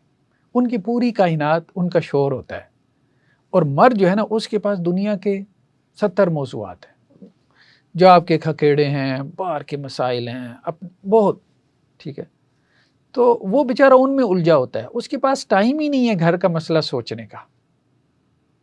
ٹھیک ہے، اب ایک میرے پاس جو ہے نا وہ نوجوان، مجھے اس کا فون آیا، میرا اسٹوڈنٹ تھا، حالانکہ وہ پی ایچ ڈی تھا، اور پی ایچ ڈی بھی جو ہے وہ آپ کیا لیں کمپیوٹر سائنس میں یونیورسٹی میں پڑھا رہا ہے پروفیسر. کہتا ہے مجھے سمجھ نہیں آتی کہ میں اپنی بیگم کے ساتھ جو ہے جو سوچ رہا ہوتا ہوں وہ بھی اس کو پتہ چل جاتا ہے. تو میں نے اسے کہا کہ اصل میں تمہاری بیگم نے اس میں پی ایچ ڈی کی ہوئی ہے. تو وہ کہتا ہے یہ کیا بات ہے؟ میں نے کہا اس کو کہتے ہیں گھریلو سیاست. تو اس میں عورتیں جو ہے by default P H D ہوتی ہیں. یہ بات مردوں کو بہت بعد میں سمجھ میں آتی ہے. ٹھیک ہے، مار کھا کے تم نے جلدی رابطہ کر لیا تو میں نے تمہیں سمجھا دیا. اب تم نے پی ایچ ڈی لیول پہ یہاں بیٹھ کے ریسرچ کرنی، اکیلے بیٹھ کے کیا چل رہا ہے، کیا ہو رہا ہے، تب تم اس کو جو ہے وہ کاؤنٹ. تو پھر میں نے بھی یہی کیا نا، سارا کچھ وہ بیٹھ کے سارا کیلکولیشن کی، یہ ہو رہا ہے وہ ہو رہا ہے. ٹھیک ہے، تو پھر 15 سال بعد جا کے مجھے بیگم نے کہا کہ میں تمہیں بے وقوف سمجھتی تھی، لیکن مجھے آج پتہ چلا ہے کہ تم مجھ سے زیادہ سمجھدار ہو. ٹھیک ہے، تو ہاں یہ بات بھی ٹھیک ہے، میں نہیں. تو کہنے کا مقصد یہ ہے کہ یہ میاں بیوی کی جو انڈرسٹینڈنگ ہے نا، یہ انڈرسٹینڈنگ میں آپ کو مرد بھی ذہین ہوتا ہے، عورت بھی ذہین ہوتی ہے، ایسی بات نہیں. مسئلہ صرف فیلڈ کا ہے. عورتوں کا چونکہ یہ فیلڈ ہوتا ہے، ہر وقت یہی باتیں کرتی ہیں، تو انہوں نے ہر بات کی گہرائی میں اتر کے اس کا انالیسس کیا ہوتا ہے، یہ چل رہا ہے، اس لیے وہ بہت گہری ہوتی ہیں. صحیح بات یہی ہے، گھریلو پالیٹکس میں عورتیں بہت گہری ہوتی ہیں. مرد ہمارے ہاں عموماً بدھو ہے. بدھو کیوں ہے؟ اس لیے نہیں کہ بے وقوف ہے، اس لیے کہ اس کے پاس 70 مسائل اور ہیں سوچنے کے لیے. اس کے پاس ٹائم ہی نہیں ہے. عموماً ان کا مزاج جان چھڑانے والا تھا، چھوڑ مٹی پاؤ، ٹائم ہی نہیں ہے بھائی، اور بڑے مسائل ہیں. لیکن اگر کوئی مرد جو ہے نا اس میں پھر گھس جائے شعور کے ساتھ اور اس کو انڈرسٹینڈ کرے، لیکن اس کے لیے اس کو ٹائم نکالنا پڑے گا. ایک مسئلہ اس کو کہ یہ میرا مسئلہ جو ہے نا وہ نور بشر والا مسئلہ ہے، اس کو میں نے حل کرنا ہے، علم غیب والا مسئلہ ہے ابھی. ٹھیک ہے، یہ مسئلہ سمجھ کے آپ بیٹھ جائے گا، اس کو سوچے گا، پھر وہ مطلب ہینڈل کر لے گا. اور جب تک یہ نہیں کرے گا نا تو وہ اپنی بیوی کو ہینڈل نہیں کر پائے گا، پھر وہ اس کو چلائے گی. دیکھیں گھر میں ایک ہی چلانے والا ہوتا ہے اور عموماً بیوی ہوتی ہے، لیکن مرد یہ سمجھتا ہے کہ وہ چلا رہا ہے، لیکن یہ اس کی بے وقوفی ہوتی ہے. اور میں اس میں اپنے آپ کو بھی شامل کرتا ہوں. یہ نہیں صرف آپ کو کہہ رہا ہوں، عموماً بیویاں ہی چلا رہی ہوتی ہیں کیونکہ وہ بہت گہری ہوتی ہیں. خیر بہرحال ہم کہاں سے کہاں نکل گئے، بات کیا ہو رہی تھی. تو لیکن گھریلو سیاست، ابھی میری کتاب آ رہی ہے میریٹل لائف پہ، ازدواجی زندگی، مسائل اور حل، تو ابھی پبلشر کے پاس ہے. تو اس میں نے کافی ساری ایسی چیزیں جو ہے نا وہ بیان کی ہیں، کیونکہ لوگ کاؤنسلنگ کے لیے کافی رابطہ کرتے ہیں، اس سے بھی چیزیں کافی جو ہے وہ سمجھ میں آتی ہیں. تو ایک بڑا سیمپل انسان کو مل جاتا ہے نا سوچنے کا، سمجھنے کا کہ کیا ہو رہا ہے، کیا چل رہا ہے گھریلو سیاست کو. خیر بہرحال نیکسٹ کیا ہے، باب و استئذان السیب فی النکاح بالنطق والبکر بالسکوت. جو سیبہ سے مراد یہ ہے کہ جس کی پہلے شادی ہو چکی ہو، مطلب جس کو ڈائیورس ہوئی ہے یا جو بیوہ ہے، شوہر دیدہ. ہاں شوہر دیدہ، ہاں سیبہ کا معنی شوہر، جیسے نے شوہر ایک مرتبہ دیکھ لیا، شوہر کا ذائقہ چکھ لیا. ٹھیک ہے، تو سیبہ جو ہے اس کا جو نکاح ہے وہ اس کے بولنے سے ہوگا، یعنی وہ بول کر اجازت دے گی. اگر سیبہ سے اس کے ولی نے پوچھا ہے، باپ نے، سرپرست نے، گارڈین نے، کہ بھئی تمہارا فلاں سے نکاح کرنا چاہتے ہیں، اب وہ خاموش رہتی ہے تو نہیں، یہ اس کی اجازت نہیں ہے، وہ پہلے بولے گی، بتائے گی. پھر کیوں؟ اس کو پتہ ہے مرد کیا ہوتا ہے کیا نہیں ہے. ٹھیک ہے، اس نے مردوں کی دنیا دیکھ لی ہے. تو اس لیے اس کی اجازت بول کر ہے. جو باکرہ ہے والبکر بالسکوت، باکرہ ہے کنواری ہے، ٹھیک ہے، جس کی شادی نہیں ہوئی، تو وہ پھر اگر خاموش بھی ہو جائے نا تو یہ بھی اس کی اجازت شمار ہوگی. یعنی اس کا ولی اس کو کہتا ہے فلاں جگہ تمہارا نکاح کر رہے ہیں، وہ آگے سے خاموش ہو جاتی ہے تو بس ٹھیک ہے. آج کل تو خیر ویسے ہی سگنیچر ایک علامت ہے نا، نکاح فارم کے اوپر سائن لیتے ہیں تو وہ ایک ویسی رضامندی کی علامت بن جاتی ہے. ہاں اب ایک خاتون نے سگنیچر کر دیے، جیسے ایک مسئلہ میرے پاس یہ آیا، اس نے سگنیچر کر دیے، اس کے بعد مسئلہ کھڑا کر دیا کہ جی میری رضامندی نہیں تھی. اب یہ غلط ہے نا، اب آپ یہ نہیں کہہ سکتے، ٹھیک ہے. آپ نے سگنیچر کر دی، ایک واضح علامت ہے، وہ معاشری ہوگی، ٹھیک ہے. میں نے سگنیچر تو کر دیا تھا، یہ معاہدہ میں نے نہیں کیا. لیکن بعض اوقات ہو سکتا ہے کہ حالات کے جبر کی وجہ سے، حالات کا ایک جبر بھی بن جاتا ہے نا. عام طور پہ ہمارے ہاں جو ہے گھروں کے اندر رشتے ہوتے ہیں، جب فیملیز میں ہوتے ہیں، ٹھیک ہے، تو خالہ زاد، چچا زاد، تایا زاد، پھوپھی زاد، ان میں جو رشتے ہوتے ہیں، والدین کی خواہش ہوتی ہے، اولاد کی نہیں ہوتی، ٹھیک ہے، بات سمجھ میں آتی ہے. اب اولادیں جو ہے وہ کیا کرتی ہیں، خاموش ہو جاتی ہیں. لیکن اگر سائن کر دیا، ہم یہ کہہ رہے ہیں قانونی اعتبار سے، تو وہ اس کا نکاح ہو گیا. اب باقی یہ کہ بھئی خلا کا پھر رستہ ہے، پھر ٹھیک ہے، خلا کا رستہ ہے. جیسے خاتون آئی آپ علیہ السلام کے پاس کہنے لگی کہ جی میرے والد نے میرا نکاح کر دیا، میری رضامندی نہیں. آپ نے فرمایا واپسی چاہتی ہے، اس نے کہا، آپ نے کہا ٹھیک ہے واپسی کر دی، ٹھیک ہے. لیکن یہ نہیں کہا جا سکتا کہ جی نکاح نہیں ہوا، یہ غلط بات ہے. اب یہ اسٹینڈرڈ کہ نکاح ہی نہیں ہوا، یہ فضول بات ہے، ٹھیک ہے. نکاح ہو گیا، ظاہری بات ہے، سائن موجود ہیں، تو اس سے بڑی کیا علامت ہوگی. ہاں اب آپ کو پسند نہیں ہے تو آپ علیحدہ ہو جاؤ، پھر یہی ہے، سیپریشن کرواؤ. نکاح ایک دفعہ ہو گیا، اب وہ جسے فسخ نکاح کہتے ہیں، خلا کا کیس دائر کرو اور لے لو، عدالت سے ڈگری لے لو، علیحدہ ہو جاؤ. وہ رستہ تو آپ کے پاس ہے. حضرت ابو ہریرہ سے روایت ہے کہ آپ علیہ السلام نے فرمایا لا تنکح الایّم حتی تستعمر، کہ سیبہ سے، شوہر دیدہ سے جو ہے وہ پوچھ کر نکاح کیا جائے گا. تستعمر کے الفاظ ہیں، یعنی اس کی اجازت لی جائے گی، ٹھیک ہے. باب استفعال سے ہے نا، طلب کا مادہ ہے، ٹھیک ہے، یعنی اس کا امر طلب کیا جائے گا، اس کی اجازت طلب کی جائے گی، شوہر دیدہ کی اجازت لی جائے گی. اگر وہ اجازت دے گی، ٹھیک ہے، تو پھر جو ہے نا وہ اس کا نکاح آگے کیا جائے گا، ورنہ نہیں. وَلَا تُنْكَحُ الْبِكْرُ حَتَّى تُسْتَأْذَنَ، اور باکرہ کا نکاح نہیں کیا جائے گا جب تک اس سے جو ہے وہ اجازت نہ لی جائے. اور اس کی اجازت کیا ہے؟ آپ علیہ السلام سے سوال ہوا، اللہ کے رسول صلی اللہ علیہ وسلم نے فرمایا کہ اس کی اجازت یہ ہے کہ ان تسکت، کہ وہ خاموش ہو جائے بس، ٹھیک ہے. تو سیبہ سے مشورہ لیا جائے گا، اور جب تک وہ بول کر جو ہے وہ مشورہ نہیں دے گی تو اس وقت تک اس کا نکاح نہیں ہوگا. اور باکرہ اگر خاموش بھی ہو جاتی ہے تو اس کا نکاح ہو جائے گا. یعنی بعد میں وہ یہ نہیں کہہ سکتی میں تو خاموش ہو گئی تھی، میں نے تو کہا ہی نہیں تھا، میں نے تو ہاں کی ہی نہیں تھی. نہیں، اس کی خاموشی، یعنی اسے جو ہے نا وہ اپنا بول کر اپنا انکار جو ہے وہ کرنا پڑے گا، کہ وہ بول کر انکار کرے کہ میں نے نہیں کرنا. اگر اس نے نہیں کرنا تو بول کر انکار کر دے میں نے نہیں کرنا. نیکسٹ کیا ہے؟ ذکوان مولا عائشہ رضی اللہ عنہ، وہ کہتے ہیں میں نے سید عائشہ رضی اللہ عنہ سے سنا، وہ فرما رہی تھی کہ میں نے اللہ کے رسول صلی اللہ علیہ وسلم سے سنا ان الجاریہ ینکحها اہلها، کہ ایک لڑکی اس کا نکاح اس کے گھر والے کر دیتے ہیں. اتستعمر ام لا، کیا اس سے اجازت طلب کی جائے گی یا نہیں؟ تو آپ علیہ السلام نے فرمایا ہاں اس سے اجازت طلب کی جائے گی. فقالت عائشہ، تو حضرت عائشہ رضی اللہ عنہ نے کہا، میں نے کہا اللہ کے رسول فإنها تستحی، عورت تو عموماً شرماتی ہے اس قسم کے مسائل میں، اس پہ شرم غالب ہوتی ہے. تو آپ علیہ السلام نے فرمایا فذلک اذنها اذا ہی سکتت، تو اگر وہ خاموش ہو جاتی ہے یہ بھی اس کی اجازت ہی ہے. بول دے تو مطلب بولنا بھی ٹھیک ہے، اگر بول دے تو بالاولیٰ ہے، یہ بھی نہیں کہ جی کماری کو بولنا ہی نہیں چاہیے، بول کے ہاں ہی نہیں کرنی چاہیے، وہ تو بڑی بے شرم ہے. نہیں، یہ مراد نہیں ہے. یہ کہا گیا کہ بعض عورتوں کے مزاج میں شرم غالب ہوتی ہے تو وہ نہیں بول پاتی، تو اگر نہیں بول پاتی تو ان کی خاموشی بھی، یا خاموشی سے سائن کر دیے تو یہ بھی اجازت ہی ہے. بول کے کر دیں تو بہت اچھا ہے، اس میں کوئی بے شرمی والی بات نہیں ہے.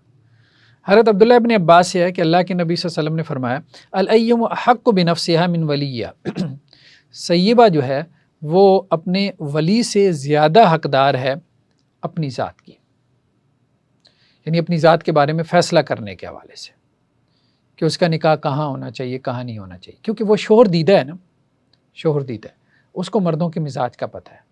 اب اس کو ایک گنا فیصلے کی اجازت ہے کہ کہاں نکاح کرے، ٹھیک ہے، اس نے مردوں کی دنیا دیکھ لی، تو اس کو اپنے ولی سے زیادہ حق، لیکن کرے گا ولی ہی، نکاح ولی ہی کرے گا، لیکن حق اصل میں کس کا ہے؟ اس کا ہے، اور یہ اپنے ولی کو بتائے گی کہ مجھے فلاں جگہ نکاح کرنا ہے، یا اگر نہیں بتاتی تو ولی جہاں کرنا چاہتا ہے اس سے پوچھ لے، اور وہ کہے ٹھیک ہے میں راضی ہوں، تو ٹھیک ہے۔ والبکر تستأذن فی نفسہا، اور جو باکرہ ہے اس سے اجازت طلب کی جائے گی اس کی ذات کے بارے میں، وَإِذْنُهَا سُمَاتُهَا، اور اس کی اجازت کیا؟ اس کا خاموش ہونا ہے، ٹھیک ہے۔ حضرت عبداللہ بن عباس ہے کہ آپ علیہ السلام نے فرمایا السیب حق بنفسہا من ولیہا، سیبہ جو ہے وہ اپنے ولی سے زیادہ اپنے نفس کی حقدار ہے۔ اسی سے بعد فقہاء نے یہ استدلال کیا کہ سیبہ اگر ولی کی اجازت کے بغیر بھی نکاح کر لیتی ہے نا تو وہ نکاح ویلڈ ہے، بعض فقہاء اس طرف چلے گئے، ٹھیک ہے، کیونکہ وہ اپنے ولی سے زیادہ حقدار ہے۔ ابھی مجھے نام ذہن میں نہیں آ رہے، ہاں نام ذہن میں نہیں آ رہے، لیکن عموماً باکرہ کے بارے میں تو یہ ہے کہ جو ائمہ ثلاثہ ہیں تینوں، امام مالک، امام شافعی، امام احمد، وہ باکرہ کے بارے میں یہ کہتے ہیں کہ ولی کے بغیر جو ہے وہ نکاح نہیں ہوتا، لیکن احناف کے یہاں اگر کف میں ہو تو ہو جاتا ہے، فتویٰ یہی ہے، یعنی برابری میں اگر عورت نکاح کر لے، ٹھیک ہے۔ برابری میں نکاح کرنے سے مراد یہ ہے کہ وہ دینی اعتبار سے اس کے برابر ہو، مالی اعتبار سے، حسب نسب میں، خاندانی اعتبار سے اس کے برابر ہو، 4-5 چیزیں وہ برابری میں لے کر آتے ہیں۔ آج کل کے زمانے میں تعلیم بھی ڈال لیں، ٹھیک ہے، تو کہتے ہیں اگر لڑکی نے اپنی اب لیکن چونکہ فتوے میں اس کو مد نظر نہیں رکھا جاتا احناف کے، حالانکہ ان کے فتاوی میں یہ چیز ہے کہ اگر برابری میں نکاح ہوا، ٹھیک ہے، تو پھر اس کا جواز نکلتا ہے، ورنہ ان کے ہاں نہیں ہے، مفتہ بھی قول میں نہیں۔ اصل میں بظاہر یہ سمجھ میں آتا ہے، یہ ساری بحث جو ہے نا، ساری جو روایتیں، کہ شادی کہاں ہونی چاہیے اس میں لڑکی کا حق زیادہ ہے، شادی کہاں ہونی چاہیے اس میں لڑکی کا حق غالب ہے، کیونکہ آپ علیہ السلام نے شادی کے بعد بھی سپریشن کروا دی اس کے اس حق کو، کیونکہ لائف اس کی ہے، زندگی اس کی ہے، اس کو فیصلہ کرنے دو، آپ سمجھاؤ، آپ سمجھا ہی سکتے ہو، ایک بالغ کو، اڈلٹ کو آپ سمجھا سکتے ہو، آپ اس کے اوپر زور زبردستی سے کوئی چیز نافذ نہیں کر سکتے، ٹھیک ہے۔ تو دیکھیں چھوٹا ہے اگر کوئی نابالغ ہے وہ تو ایک علیحدہ بات ہے نا، بلوغت کے بعد وہ اپنے فیصلوں کا خود ذمہ دار ہے، اور ہمارے جیسے قانونی عمر انہوں نے 18 سال رکھ دی ہے مثال کے طور پہ، شریعت میں تو یہ نہیں ہے، لیکن یہ ہے کہ چلو اب اس کے بعد وہ بڑا ہو گیا بھائی، اپنے فیصلوں کا خود ذمہ دار ہے، قانون بھی کہتا ہے کہ وہ خود ذمہ دار ہے، رسپانسیبل ہے، ٹھیک ہے۔ تو اب والدین کا معاملہ یہ ہوتا ہے کہ وہ 30-40 سال کا بھی ہو جائے گا، 50 سال کے بھی، تو اس کے لیے وہ 5 سال کا ہی بچہ رہے گا اور اس کے اوپر ویسے ہی فیصلے ٹھونس رہے ہوں گے، یہ بھی غلط ہے۔ جب آپ کا بچہ بڑا ہو گیا، گرو کر گیا، ایڈلٹ ہے، بالغ ہے، تو اب وہ بالغ ہے، اس کو بالغوں والے حقوق دے دیں، آپ ایکسیپٹ کر لیں، اس کی علیحدہ اینٹیٹی ہے، تو اب وہ بالغ ہو چکا ہے، تو وہ جہاں شادی کرنا چاہتا ہے کر دیں۔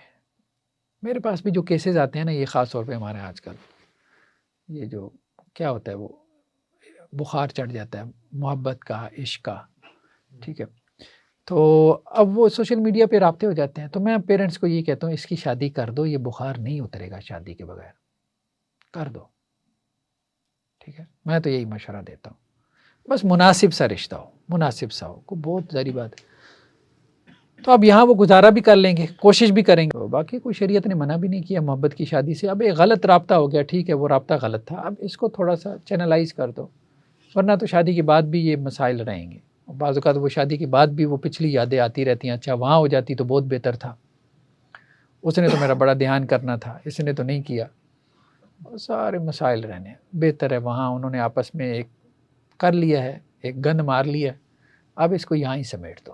بعد میں کوئی مسئلہ ہوگا تو گھر والوں کو تو نہیں بولیں گے، ہاں یہ بھی ہے، بعد میں کوئی مسئلہ ہوگا گھر والوں کو نہیں بولے، گھر والے یہی کہیں گے ہماری مرضی سے کی تھی، ٹھیک ہے۔ تو اس لیے شادی کہاں ہونی چاہیے، اس میں بچوں کی مرضی کا دھیان کریں، کاؤنسلنگ ضرور کریں، یہ والدین کا حق ہے، سمجھائیں، اچھا برا ان کے سامنے رکھیں کہ بیٹے اس کے یہ فوائد ہیں، اس کے یہ نقصانات ہیں، باقی دیکھو تمہاری اگر مرضی ہے تو گھر سے مت بھاگنا، جہاں کہو گے ہم کر دیں گے۔ اب میں نے دیکھا ہے جو پڑھے لکھے ہیں نا وہ یہی کہتے ہیں اپنی اولادوں کہ بچے گھر سے بھاگنے کی ضرورت نہیں ہے، ٹھیک ہے، یا کوئی لڑکی بھگا کے لانے کی ضرورت نہیں ہے، ہماری مرضی نہیں بھی ہوگی نا، جہاں تم کہتے ہو ہم کر دیں گے، باقی سنبھالنا تم نے خود ہے، پھر ہم سے وہ کوئی یہ توقع نہ رکھو کہ ہم پھر تمہیں سنبھالیں گے، یہ پھر توقع نہ رکھو، تو ٹھیک ہے اس طرح سے چلا لیں۔ کیونکہ اس کے اوپر سے چھتری ختم کر دیں گے نا. خاص طور پہ اگر آپ کی بچی ہے, لڑکی ہے, گھر سے بھاگ جائے گی, کورٹ میرج کا کیا کریں گے؟ بدنامی. بہتر ہے کر دیں. اب بخار چڑھا ہوا ہے, بخار نہیں اترتا. جب تک انسان تجربہ کر کے سیکھ نہ لے تو اس وقت تک انسان کو بصیرت حاصل نہیں ہوتی. تو کہاں شادی ہونی چاہیے, اس میں اولاد کی مرضی کا زیادہ, لیکن کرے گا کون؟ کرے گا کون؟ یہ وہ خود نہ کریں, ولی کی چھتری میں, پیرنٹس کی چھتری میں کریں. یہ شریعت کہتی ہے, خاص طور پہ لڑکی کے بارے میں. کیوں؟ اس کو سیکیور کرنے کے لیے. کل کو اس کے شوہر کے ساتھ مسائل ہوں گے تو پیچھے کون کھڑا ہوگا؟ آج بھی دیکھیں وہی عورتیں اپنے خامدوں کے ہاں, ٹھیک ہے, مطلب طاقتور شمار ہوتی ہیں, پاورفل اپنے سسرال میں شمار ہوتی ہیں, کہ جن کے پیچھے خاندان سے بیک ہوتی ہے. جیسے کہتے ہیں میکے کی بیک ہے. اگر ایک عورت جو ہے وہ اپنی بیک ہی ختم کر دے پیچھے سے, اپنے والد اور اپنے بھائیوں کی, اپنے خاندان کی بیک ہی ختم کر دے, اس سے کٹ آف ہو جائے, تو وہ تو پھر خاوند کے رحم و کرم پہ ہوگی. اور ہمارے یہاں دیکھیں سوسائٹی بہت بے رحم ہے, سیدھی سی بات ہے. یہ ہم ایک دوسرے کی وجہ سے, طاقت کے بیلنس کی وجہ سے ایک دوسرے کا لحاظ کر رہے ہوتے ہیں. ٹھیک ہے, وہ جیسے وہ انہوں نے کہا تھا نا اپنا قوم صالح کے, یہ شاید الفاظ تھے ان کے سرداروں کے, ولولا رہتک لرجمناک. حضرت صالح سے کہا تھا اگر آپ کا خاندان نہ ہوتا نا تو ہم آپ کو رجم کر دیتے, پتھر مار مار کے. ٹھیک ہے, تو یہ خاندان جو ہے نا یہ بڑی قوت ہوتا ہے. یہ خاندان سے انسان کو نہیں ٹوٹنا چاہیے. شوہر کے لیے دیکھیں, گھریلو سیاست میں آپ یہ بھی سمجھیں گے, عورت ہمیشہ بھاگتی ہے میکی کی طرف, اور شوہر کہاں بھاگتا ہے؟ اپنے پیچھے, اس کی طرف. ٹھیک ہے, شوہر بیوی کو وہاں پیچھے اپنے خاندان سے جوڑنے کی کوشش کرتا ہے, کیونکہ شوہر جب اپنے خاندان میں جاتا ہے وہ مضبوط ہوتا ہے. یا بیوی وہاں جا کے بیٹھتی ہے تو شوہر مضبوط ہوتا ہے نا, شوہر کے سیٹ اپ میں بیٹھی ہوئی ہے. ٹھیک ہے, اور اگر یہ علیحدہ ہوتے ہیں تو پھر یہ دونوں پھر ایک نیوٹرل پوزیشن پہ آ جاتے ہیں. پھر بیوی کھینچتی ہے اس کو اپنے میکے کی طرف, کیونکہ وہاں زیادہ جانے سے وہ مضبوط ہوتی ہے. گھریلو سیاست یہی ہے. وہ جو ایڈلر نے کہا تھا نا کہ یہ ساری جنگ ارج ٹو ڈومینیٹ کی ہے, غلبہ پانا ہے, دوسرے کو قابو کرنا ہے, کنٹرول کرنا ہے. بس یہ ایک انسان کے اندر, یعنی جبلتیں ہیں نا, چھوٹی چھوٹی خواہشات اللہ نے رکھ دی ہیں اس کو آزمانے کے لیے. سیکس کی جبلت ہے, اسی طرح یہ ارج ٹو ڈومینیٹ کی ہے, تھلے لگانا ہے. جیسے کہ میں نے کہا بیوی تھلے لگیا, اب یہ محاورے ایسے ہی تو نہیں ہیں. ٹھیک ہے, ابھی وہ ایک ویڈیو بہت وائرل ہو رہی ہے کہ وہ ایک بیوی نے وہ شوہر کو جوتوں سے مار رہی ہے اور بچے سامنے کھڑے ہیں. ٹھیک ہے, اور سنا ہے اس کی ڈیتھ بھی ہو گئی ہے. اللہ عالم, بہت مارا ہے اس کو, جوتوں سے بہت مارا ہے اس کو کے اوپر چڑھ کے, اور اس کو بڑا مارا ہے. تو مطلب یہ ہے ہمارے ہاں, مطلب یہ کلچر ہمارے ہاں ہے. دیکھیے کوئی نہ کوئی ایک میں تو یہی کہتا ہوں, کوئی نہ کوئی ایک زیادتی کر جاتا ہے. خدا خوفی کم ہی ہے. یعنی جس کا ہاتھ اوپر ہے نا وہ شوہر ہے یا بیوی ہے. یہ نہیں ہے کہ جی عورتیں مظلوم ہیں. ٹھیک ہے, ایک خاص طبقے میں عورتیں بھی مظلوم ہیں, جو آپ کے ہاں یہ جو لوئر کلاس ہوتی ہے نا, وہ عورتیں بیچاری میڈز بن کے گھروں میں کام کر رہی ہیں, بچے بھی پیدا کر رہے ہیں. شوہر کیا سگریٹ پھونک رہا ہے, سنوکر کلب پہ بیٹھا ہے, تاش کے پتے کھیل رہا ہے, یا بیوی کو جا کے مار رہا ہے, اور ماں پہ بھی ہاتھ اٹھاتا ہے. ٹھیک ہے, وہ طبقہ ایک ایسا ہے اجڑ گنوار. اور ایک آپ کے یہاں اس کے بالکل ایلیٹ کلاس ہے جہاں شوہر مار کھا رہے ہیں. ابھی وہ ٹرمپ نے کیا کہا ہے فرانس کے صدر کو, کیا جگت ماری ہے اس نے, وہ بیوی سے مار کھانے والا. اس کو میں نے کہا کہ آؤ ایران سے جا کے لڑتے ہیں, اس نے انکار کر دیا. ٹھیک, خود ٹرمپ کی بھی ویڈیو آئی ہوئی ہیں, اس کی بیوی بھی اس کے ساتھ جو ہے وہ پرے ہو ایسے کر رہی ہے, وہ ہاتھ اس کا پکڑ گیا, پرے ہو. ٹھیک ہے, وہ مطلب کسی اس میں تھے, پبلک میٹنگ میں تھے. تو یہ صورتحال ہے. ٹھیک ہے, تو وہ ایلیٹ کلاس میں تو بیویاں دباتی ہیں, سیدھی سی بات ہے. وہاں تو مردوں کی جو ہے مینز رائٹ کی کوئی این جی اوز جو ہے نا وہ ہونی چاہیے. ٹھیک ہے, کہیں پہ ویمن رائٹس کی ہونی چاہیے. اور مڈل کلاس میں دیکھیں, مڈل کلاس میں نا معاملہ اوپر نیچے ہوتا رہتا ہے, کبھی شوہر کبھی بیوی, اس میں جس کا دا چل جائے. بارہ ساری گھریلو سیاستیں ہیں. چلیں جی, باب تزویج الاب البکر الصغیرہ, باپ جو ہے وہ چھوٹی بیٹی کا نکاح کر دیتا ہے. ٹھیک ہے, تو چھوٹی لڑکی کا نکاح جائز ہے، کوئی حرج نہیں ہے، نکاح جائز ہے، رخصتی البتہ جو ہے وہ بلوغت کی بات ہوگی، ٹھیک ہے، یعنی بلوغت سے پہلے نکاح جائز ہے، نکاح اور رخصتی میں تو فرق واضح ہے نا، بلوغت سے پہلے نکاح جائز ہے، رخصتی بلوغت کی بات ہوگی، یہ بات ہے۔ تو چھوٹی لڑکی کا اگر نکاح، جیسے ہمارے یہاں KPK وغیرہ میں چھوٹی عمر میں نکاح کر دیتے ہیں، پھر جب وہ بالغ ہو جاتے ہیں، قانونی عمر کو پہنچ جاتے ہیں، ان کی رخصتیاں کر دیتے ہیں، تو ٹھیک ہے۔ ہاں اب یہ ہے کہ اگر ایسا نکاح والدین نے کر دیا، میرے پاس ایک کیس آیا، اس میں یہ ہے کہ چھوٹی عمر میں نکاح ہو گیا، مطلب یہی پٹھان فیملی تھی، تو اب جب وہ بالغ ہوئی ہے تو اس لڑکی نے کہا میں نے خلا لینی ہے، تو ٹھیک ہے وہ لے سکتی ہے، یعنی اس کو وہ رشتہ پسند، مطلب عموماً کزن میرجز ہی ہوتی ہیں نا، چھوٹی عمر میں کزن میرجز ہی ہوتی ہیں، دو بھائیوں نے آپس میں اپنے بچوں کا نکاح کر دیا، بہن بھائی نے اپنے بچوں کا نکاح کر دیا ہے، عموماً یہی ہوتا ہے فیملی میں، تو وہ کوئی فنکشن بھی ان کو کرنا نہیں پڑتا، عید کے موقع پہ اکٹھے ہوئی ہے، چلو جی نکاح پڑھوا دو، ٹھیک ہے، یہ عام ہے ہمارے یہاں، چلتا ہے، پرانا عرب کلچر سے ہی چلا آ رہا ہے، تو کوئی حرج کی بات نہیں ہے، اس میں کوئی حرج کی بات نہیں ہے، کوئی ممانعت نہیں ہے، ٹھیک ہے، بس یہ کہ قانونی رجسٹریشن نہ کروائیں، وہ پھر پکڑ کے لے جائیں گے ہمارے یہاں پہ جو یورپ کے ایجنڈے پہ کام کر رہے ہیں۔ باقی اس کی رخصتی ٹھیک ہے، وہ بلوغت کے بعد ہونی چاہیے، وہ اگر پہلے کر دیں گے تو پھر جو ہے نا مسائل پیدا ہوں گے، کمپلیکیشن سے۔ ہشام بن عروہ سے ہے، وہ اپنے والد سے یعنی عروہ بن زبیر سے نقل کرتے ہیں، یہ عروہ بن زبیر یہ ان کے اپنا ہیں، ہاں، وہ سیدہ عائشہ رضی اللہ عنہ سے نقل کرتے ہیں، قالت تزوجنی رسول اللہ صلی اللہ علیہ وسلم لست سنین و بنا بھی وانا ابنۃ 9 سنین، کہ اللہ کے رسول صلی اللہ علیہ وسلم نے مجھ سے نکاح کی، یعنی آپ علیہ السلام کو مجھ سے نکاح ہوا 6 سال کی عمر میں، اور میرے ساتھ آپ کی جو رخصتی ہوئی وہ 9 سال کی عمر میں ہوئی۔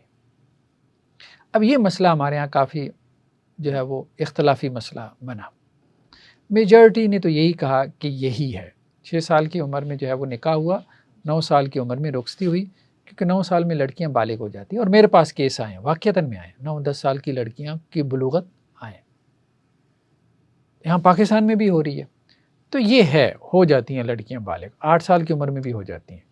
عرب کا علاقہ چونکہ گرم ہے تو وہاں ذرا زیادہ، ہمارے یہاں عام طور پہ 10-11 سال ہے عمر پاکستان میں لڑکیوں کی بلوغت کی، اور لڑکوں کی کوئی 13-14 سال ہے، ٹھیک ہے، اب آپ اس پہ ریسرچ کریں نا، آپ کو ڈیٹا مل جاتا ہے، لیکن 9 سال کی عمر میں بھی لڑکیاں بالغ ہو جاتی ہیں، تو وہ پھر مسئلہ پیدا ہو جاتا ہے جی اب وہ روزہ رکھیں گی، تو ظاہری بات ہے روزہ تو رکھیں گی، اب روزہ تو رکھیں،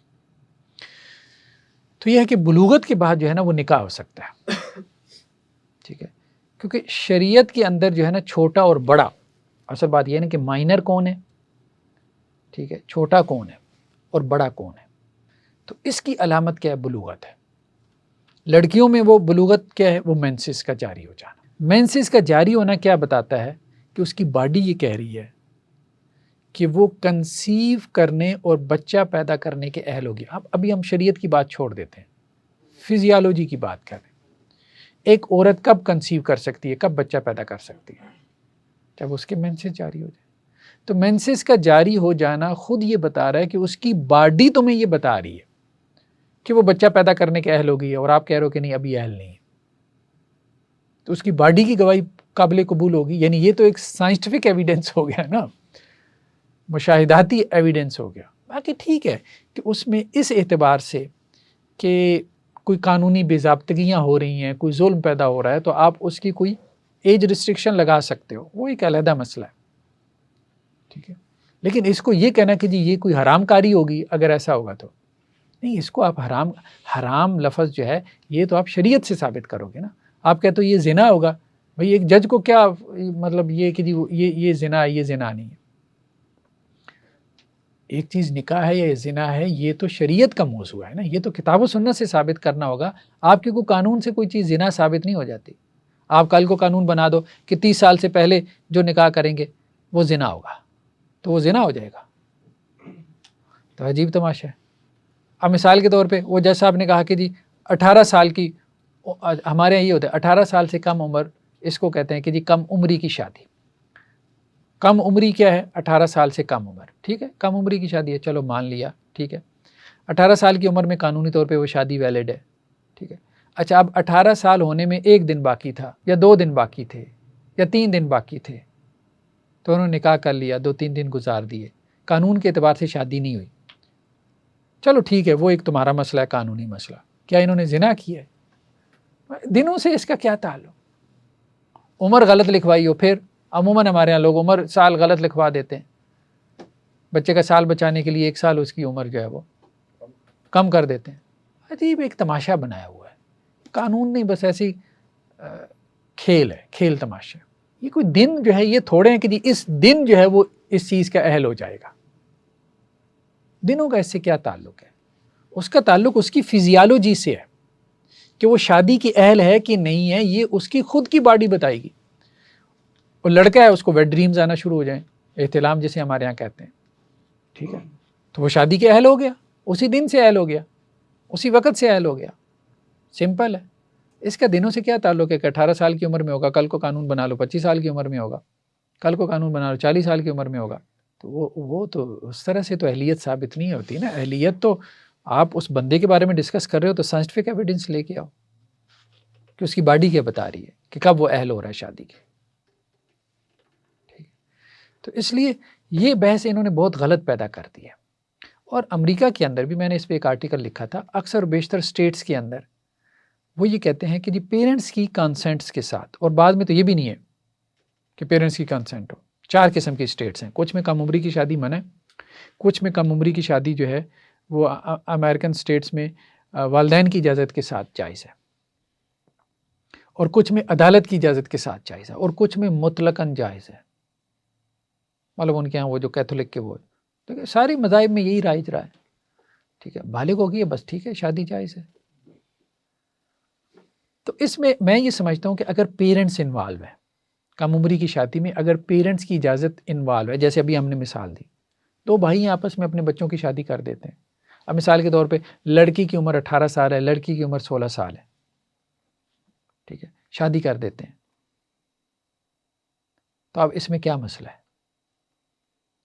اب عجیب بات یہ ہے کہ ابھی تک 16 سال کی عمر لڑکی کی قانون میں تھی. مطلب صدیوں سے 16 سال, مطلب ہمارے ہاں بھی قانون میں, پاکستانی قانون کے اندر لڑکی کی عمر جو تھی وہ 16 سال تھی. اب آ کے انہوں نے 18 سال کر دی. تو پہلے جو سارے نکاح وہ سارے زنا ہوتے رہے, یا پہلے تو تمہارے اندر جو ہے وہ پہلی تم نے ساری کم عمری کی شادیاں کی ہیں. بس ایک ایجنڈا ہے, 2030 کا ایجنڈا ہے, ٹھیک ہے, صنفی امتیاز کا, جنڈر ڈسکریمنیشن کا, اس کے اوپر میں نے لکھا ہے.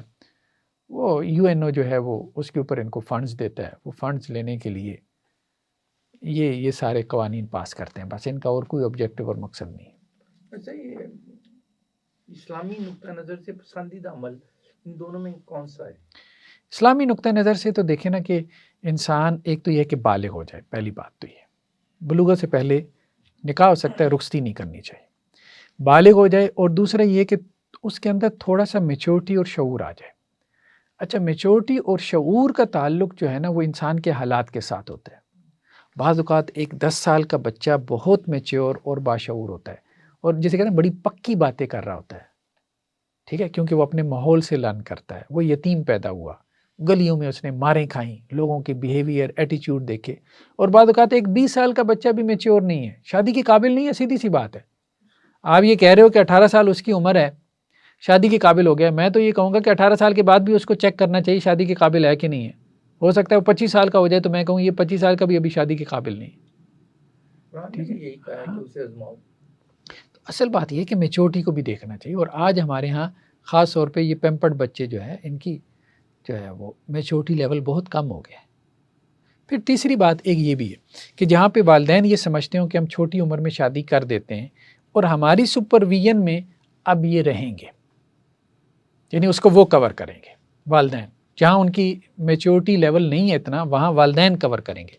بہت سے والدین ایسے ہوتے ہیں نا, چھوٹی عمر میں شادی کر دیتے ہیں, ٹھیک ہے, 16, 18, 20 سال کی عمر میں شادیاں کر دی.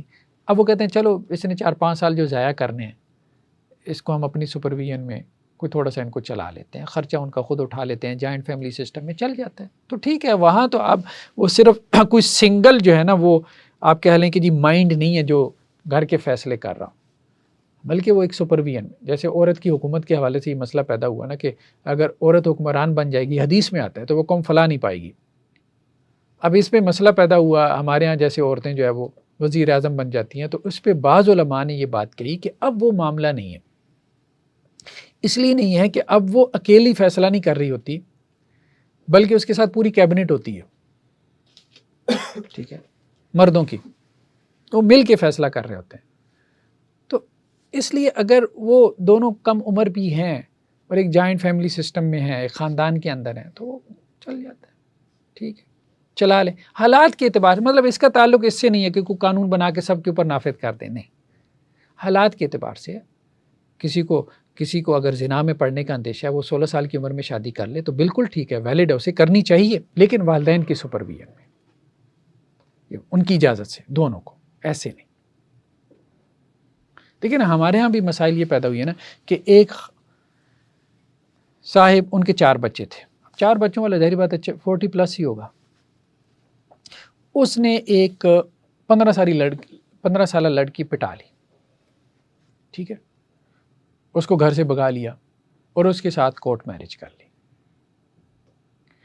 اب اس پہ بجائے اس کے کہ وہ کورٹ میرج کے خلاف جاتے، جس کو وہ پہلے حلال کر کے بیٹھے ہیں، انہوں نے کہا کہ جی کم عمری کی شادی جو ہے نا، دیکھو یہ فساد برپا کر رہی ہے، یہ کم عمری کی وجہ سے ہو رہا ہے کہ لڑکی بھاگ رہی ہے. بھائی لڑکی تو 25 سال کی بھی بھاگ رہی ہے، مطلب کوئی 15 سال کی تھوڑی بھاگ رہی ہے، وہ تو 25 سال میں بھی بھاگ رہی ہے. بھاگنے کا اس سے کیا تعلق ہے، ٹھیک ہے. تو اصل بات یہ ہے کہ اگر آپ نے یہ سوچا، یہ بات ٹھیک ہے کہ جی کم عمر لڑکی کو جو ہے وہ کوئی بڑی عمر کا گھاک آدمی جو ہے گمراہ کر سکتا ہے، اس کو پھنسا سکتا ہے، ٹریپ کر سکتا ہے نکاح کے نام پہ، ٹھیک ہے، سبز باغ دکھا سکتا ہے، اس کا فیوچر تباہ کر سکتا ہے، یہ بات ٹھیک ہے. اس کو آپ نے سیکیور کرنا ہے نا، تو آپ اس کے ساتھ والدین کی پرمیشن کو لازم کر دیں کہ اگر 18 سال سے کم عمر کی لڑکی جو ہے، یا ہم تو یہ کہتے ہیں بھئی 18 سال کے بعد بھی ولی کی اجازت کے بغیر نہ کریں، ہم تو یہ کہہ رہے ہیں. تو جب اولیاء کی اجازت موجود ہے، مثال کے طور پہ 2 بھائی ہیں، ٹھیک ہے، اب ایک بھائی اپنی بیٹی دوسرے بھائی کو دے دیتا ہے، 16 سال عمر ہے، اب وہ لڑکی کے کیا مسائل، اب مطلب کیا اس کے رائٹس، پورا خاندان موجود ہے اس کے رائٹس کو سیکیور کرنے کے لیے، آپ کو کیا مسئلہ ہے؟ تو ایک مسئلے میں ان کو اپنے ہی کسی غلط قانون کی وجہ سے کوئی صبح کی کوئی شرمندگی اٹھانی پڑتی ہے، تو اس کو درست کرنے کے لیے ایک دوسرا غلط قانون بنا دیتے ہیں. حالانکہ جو ہیومن رائٹس کا ابا جی جس کو مانتے ہیں امریکہ، اس کے اندر بھی یہ اتنے اسٹرکٹ قوانین نافذ نہیں ہیں، اور دنیا کے اندر بھی نہیں ہے. دنیا کے اندر بھی اکثر و بیشتر جو ممالک ہیں نا، ان میں اس کو والدین کی کانسنٹ کے ساتھ، جسے کم عمری کی شادی کہتے ہیں نا، والدین کی کانسنٹ کے ساتھ اس کو جو ہے وہ کیا گیا، مشروط کیا، کنڈیشنل کیا کہ والدین یا کورٹ اجازت دے دے تو بس ٹھیک ہے. آپ اس کو مطلقاً کیوں منع کرتے ہو؟ قانون سازی کرنی ہے تو اس پہ کرو کہ جی اتنے سال کے بعد شادی جو ہے وہ اب 35 سال کی عورتیں بیٹھی ہیں، ان کے لیے قانون سازی نہیں کر رہے کہ بغیر شادی کی کیوں بیٹھی ہیں. صحیح بات ہے، اگلی آپ کو نوجوان نسل چاہیے نا پاکستان کا بوجھ اٹھانے کے لیے. کوئی روبوٹس تھوڑے آئیں گے چائنا سے پاکستان کے مسئلے سنبھالنے کے لیے. تو بچے پیدا ہوں گے تو پھر ہی جو ہے نا وہ اگلی یوتھ تیار ہوگی، اگلی نسل تیار ہوگی جو پاکستان یا اسٹیٹ کو جو ہے وہ رن کر سکے گی. نسل ہی نہیں ہوگی تو اسٹیٹ کیسے رن ہوگی؟ اب وہ نسل کیسے آئے گی؟ شادیوں سے آئے گی. وہ شادیاں ہو نہیں رہی، وہ شادیاں کریں گی تو بچے پیدا کریں گی، اس کے بغیر کوئی مطلب کوئی فیکٹری سے نکلیں گے بچے. تو اب ان شادیوں کے حوالے سے جو ہے وہ آپ قانون سازی کرو نا کہ اتنی عمر کے بعد، یعنی ایکسپائری ڈیٹ بھی لگاؤ نا. مینوفیکچرنگ ڈیٹ لگا رہے ہو شادی کی تو ایکسپائری ڈیٹ بھی لگاؤ کہ اس عمر کے بعد اگر کوئی شادی نہیں کرتا تو یہ قانونی طور پہ جرم ہے، اس کو ہم جو ہے وہ پنش کریں گے. ٹھیک ہے، تو یہ ہے کہ یہ سب کچھ تو کر نہیں رہے. اب یہ مسائل یورپ کو بھگتنا پڑ رہے ہیں. جرمنی کیوں سیرین جو امیگرینٹس تھے ان کو ویلکم کہہ رہا تھا؟ کیوں کہہ رہا تھا؟ ظاہری بات ہے اس کے پاس قوم ہی نہیں ہے. جاپانیز کے پاس قوم ہی نہیں ہے. 90 سال کے 80 سال کے بس بوڑھے جمع ہوئے جا رہے ہیں. اس کی وجہ یہ ہے کہ میڈیکل اور ہیلتھ فیسلٹیز اتنی بڑھ گئی ہیں، بابا جی مر ہی نہیں رہے، نیا پیدا ہی نہیں کر رہے، بوڑھوں کی فوج تیار کر رہی ہے. اب جب بوڑھوں کی فوج تیار کریے تو قوم کو کون چلائے گا؟ اس کے لیے کیا کریں جی؟ دوسری قوموں سے ادھار لیں بچے، دوسری قوموں سے ادھار. یو ای کی کیا صورتحال ہے؟ یو ای کی مقامی آبادی کوئی تقریباً 1 ملین ہے، 10 لاکھ ہے. 90 لاکھ لوگ فارنرز ہیں، یعنی 100 میں سے 10 لوگ مقامی ہیں، 90 باہر سے آئے ہیں. قومیں اس طرح سے چل رہی ہیں، اس طرح سے قومیں چلتی ہیں، مجھے بتائیں. تو یہ غلط پالیسیوں کا نتیجہ ہے نا. خیر بہرحال کہاں سمجھ میں آتی ہے ان لوگوں کو، انہوں نے پیسے بنانے ہیں. اصل بات یہ ایک چیز بس اس کو پکڑ لیتے ہیں، ایک چیز ہائی لائٹ کر دیتے ہیں، ایک مسئلہ اس کو پکڑ کے بیٹھ جاتے ہیں. بھائی مسئلے کے 70 پہلو ہوتے ہیں، ہر پہلو کے اوپر بحث کرو تو پہلو در پہلو نکلتا ہے. اس لیے شریعت نے جو حکم دے دیا وہ بہت بیلنس ہے، بہت جامع کمپریہنسو ہے. شریعت کے سامنے 700 مسائل ہوتے ہیں، تمہارے سامنے ایک مسئلہ ہوتا ہے، اس کو ہائی لائٹ کر کے پکڑ کے بیٹھ جاتے ہو، یہ مسئلہ پیدا ہو رہا ہے. باقی 70 مسائل کو نظر انداز کر دیتے ہو جو اس سے پیدا ہو رہے ہوتے ہیں. شریعت میں کوئی یہ کورٹ میرج کا بھی کانسیپٹ ہے؟ نہیں، کورٹ میرج، ایک بات تو یہ ذہن میں رکھے، کورٹ میں کوئی میرج نہیں ہوتی. جج اتنا فارغ نہیں ہے کہ شادیاں کروائے. نہیں اس کے بعد ہم نے اسے ایک تصور دے دیا ہے کسی کو کہ کورٹ میرج ہے جی، قرات مولوی ہوگا، نکاح مولوی پڑھاتا ہے، مگر وہ کورٹ کی اجازت سے جو ہے نا، وہ کورٹ میں جا کے صرف وہ ایک بیان حلفی دیتے ہیں کہ ہم نے نکاح کر لیا. بس وہ بیان حلفی اس لیے دیتے ہیں کہ تاکہ وہ لڑکی کے خاندان والے FIR نہ کروائیں کہ ہماری بیٹی کو اغوا کر لیا. یہ سیکیور کرتا ہے کس کو؟ لڑکے کو. اب آپ سمجھ رہے ہیں اصل میں مسئلہ قانونی ہے. تو وہ مجسٹریٹ کے پاس جا کے بیان دیتے ہیں کہ جی ہم نے آزاد مرضی سے نکاح کیا. اب لڑکی کے خاندان والے عموماً کیا کرتے ہیں؟ اغوا کا پرچہ ہی کرواتے ہیں نا. اب جب وہ اغوا کا پرچہ ہوگا تو وہ بیان موجود ہوگا جس کی وجہ سے لڑکا کیا ہو جائے گا؟ سیکیور ہو جائے گا کہ جو اس نے آزاد مرضی سے نکاح کیا اغوا نہیں ہوا. میرے کہنے کا مقصد ہے کہ جو یہ کورٹ ہے اسے یہ اختیار نہیں ہونا چاہیے کہ جو ہے نا یہ اس طرح کا سرٹیفکیٹ جاری کرے کہ یہ نکاح ہو گیا جی ان کا. وہ تو صرف ایک تصدیق کر رہی ہے، اس نے سرٹیفکیٹ کیا جاری کرنا ہے. بات یہ ہے کہ نکاح تو اس کا ایک علیحدہ سسٹم ہے نا. وہ تو صرف یہ کہہ رہی ہے کہ یہ بیان دے رہے ہیں، مطلب یہ ہے کہ یہ لڑکی اغوا نہیں ہوئی، کورٹ نے یہ سرٹیفکیٹ جاری کیا بس کہ یہ لڑکی کہہ رہی ہے میں اغوا نہیں ہوئی، مجھے کسی نے اغوا نہیں کیا، میں اپنی آزاد مرضی سے اس کے ساتھ آئی. سیکیور کرنے کا ایک طریقہ ہے. سیکیور کرنے کا تو کورٹ میں کوئی میرج شیرج کوئی نہیں ہو رہی. اس کو ایسی لوگوں نے خواہ جو ہے نا وہ کورٹ میرج کورٹ اتنی فارغ ہیں کہ شادیاں کروائیں. پہلے مقدمات ان کے ختم نہیں ہو رہے، اب شادیوں کا کام ججوں جا کے کرتے ہوں گے نا، اس لیے کورٹ میرج ڈھونڈ دیتے ہیں. وہ وکیل کے آفس میں جا کے بیٹھ جاتے ہیں. ٹھیک ہے، وکیل جو ہے نا وہ ان سے فارم فل کروا لیتا ہے، 2 اپنے منشی بٹھا کے ان کو گواہ بنا لیتا ہے. ٹھیک ہے، کبھی مولوی بلاتا ہے، کبھی مولوی نہیں بلواتا، کیونکہ مولوی کا ہونا لازم بھی نہیں ہے. وہ خطبہ جو ہے نا وہ ویسے ہی سنت ہے، وہ کوئی لازم نہیں. تو وہ پھر ایسے کر کے اس کو وہ کورٹ میرج کا نام دیتے. وہ وکیل کے کیبن سے اٹھتے ہیں، مجسٹریٹ کے پاس جا کے بیان دیتے ہیں اور بس بات ختم. تو عموماً آپ یوں کہہ سکتے ہیں کہ وکیل کے کیبن کی میرج ہوتی ہے وہ.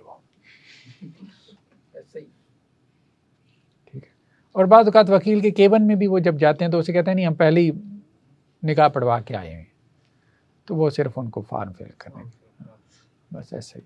اب تو آن لائن بھی ہو رہا ہے، آن لائن بھی وہ مطلب آپ کو دیتے ہیں، وہ سہولت دیتے ہیں. ٹھیک ہے، وہ باقاعدہ ویب سائٹ بنی ہوئی ہیں، تو وہ آن لائن ہی آپ کے گواہ بنا کے آن لائن ہی نکاح کروا کے اور کورٹ میرج. شریعت اس پہ کیا کہتی ہے؟ آن لائن نکاح ہو جاتا ہے لیکن وہ نکاح کی شرائط وغیرہ پوری ہوں، یعنی والدین انوالو ہوں لڑکی کے. یہ ائمہ ثلاثہ جو اس کو ناجائز سمجھتے ہیں ولی کے بغیر، تو وہ نکاح ہی نہیں ہوتا یا تو یہ حرام کام ہے؟ نہیں، وہ زیادہ تر یہ کہتے ہیں کہ نکاح باطل ہے. نہیں، امام مالک کا میں نے پڑھا تو وہ کہتے ہیں نکاح ہو جاتا ہے. نہیں، عام طور پہ موقف ہی ہے. بعض اوقات ایک فقہ کے اندر ایک سے زیادہ موقف ہوتا ہے. حنفی فقہ میں بھی 7 موقف ہے، آپ نے ایک سنا ہے، اصل میں 7 ہے. ٹھیک ہے، 2 قول امام ابو حنیفہ علیہ رحمہ کے ہیں، 2 امام محمد کے ہیں، 3 قاضی ابو یوسف علیہ رحمہ کے ہیں. ان 7 اقوال میں سے ایک کے اوپر فتویٰ ہے. ولی کے بغیر نکاح ہوتا ہے کہ نہیں، اس میں جو ہے وہ 7 اقوال ہیں. قاضی ابو یوسف علیہ رحمہ سے 3 اقوال ہیں. ایک یہ ہے کہ مطلقاً نہیں ہوتا، اور ایک یہ ہے کہ کف میں ہو جاتا ہے، اور ایک یہ ہے کہ مطلقاً ہو جاتا ہے. اب پھر بحث یہ پیدا ہوتی ہے کہ اب اس میں سے کون سا قول راجح ہے، کون سا مؤخر ہے. پھر اس میں امام سرخسی نے یہ بات کہی کہ جی یہ قول آخری ہے ان کا کہ جی ولی کے بغیر نکاح ہو جاتا ہے مطلقاً، اور امام طحاوی نے کہا کہ ان کا یہ قول آخری ہے کہ ولی کے بغیر نکاح نہیں ہوتا مطلقاً. فقہ بہت کمپلیکیٹڈ ہے، ایسا نہیں ہے ہمارے پاس تو ریفائن ہو کے ایک فتویٰ آتا ہے نا. اب آپ یہ جو کہہ رہے ہیں امام مالک نے یہ کہا، امام مالک ایسے نہیں ہوتا.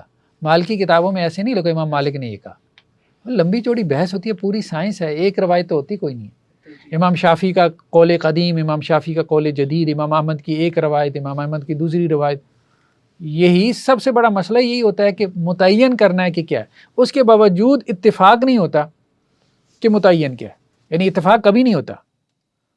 ہاں اس میں سے جو ہے نا یا تو بڑے فگرز ہوتے ہیں وہ کوئی بات کہہ دیتے ہیں تو وہ عام ہو جاتی ہے، یا پھر میجورٹی ایک کی طرف چلی جاتی ہے تو وہ بات عام ہو جاتی ہے، بس اتنی سی بات ہوتی ہے، پوری سائنس ہے یہ بھی۔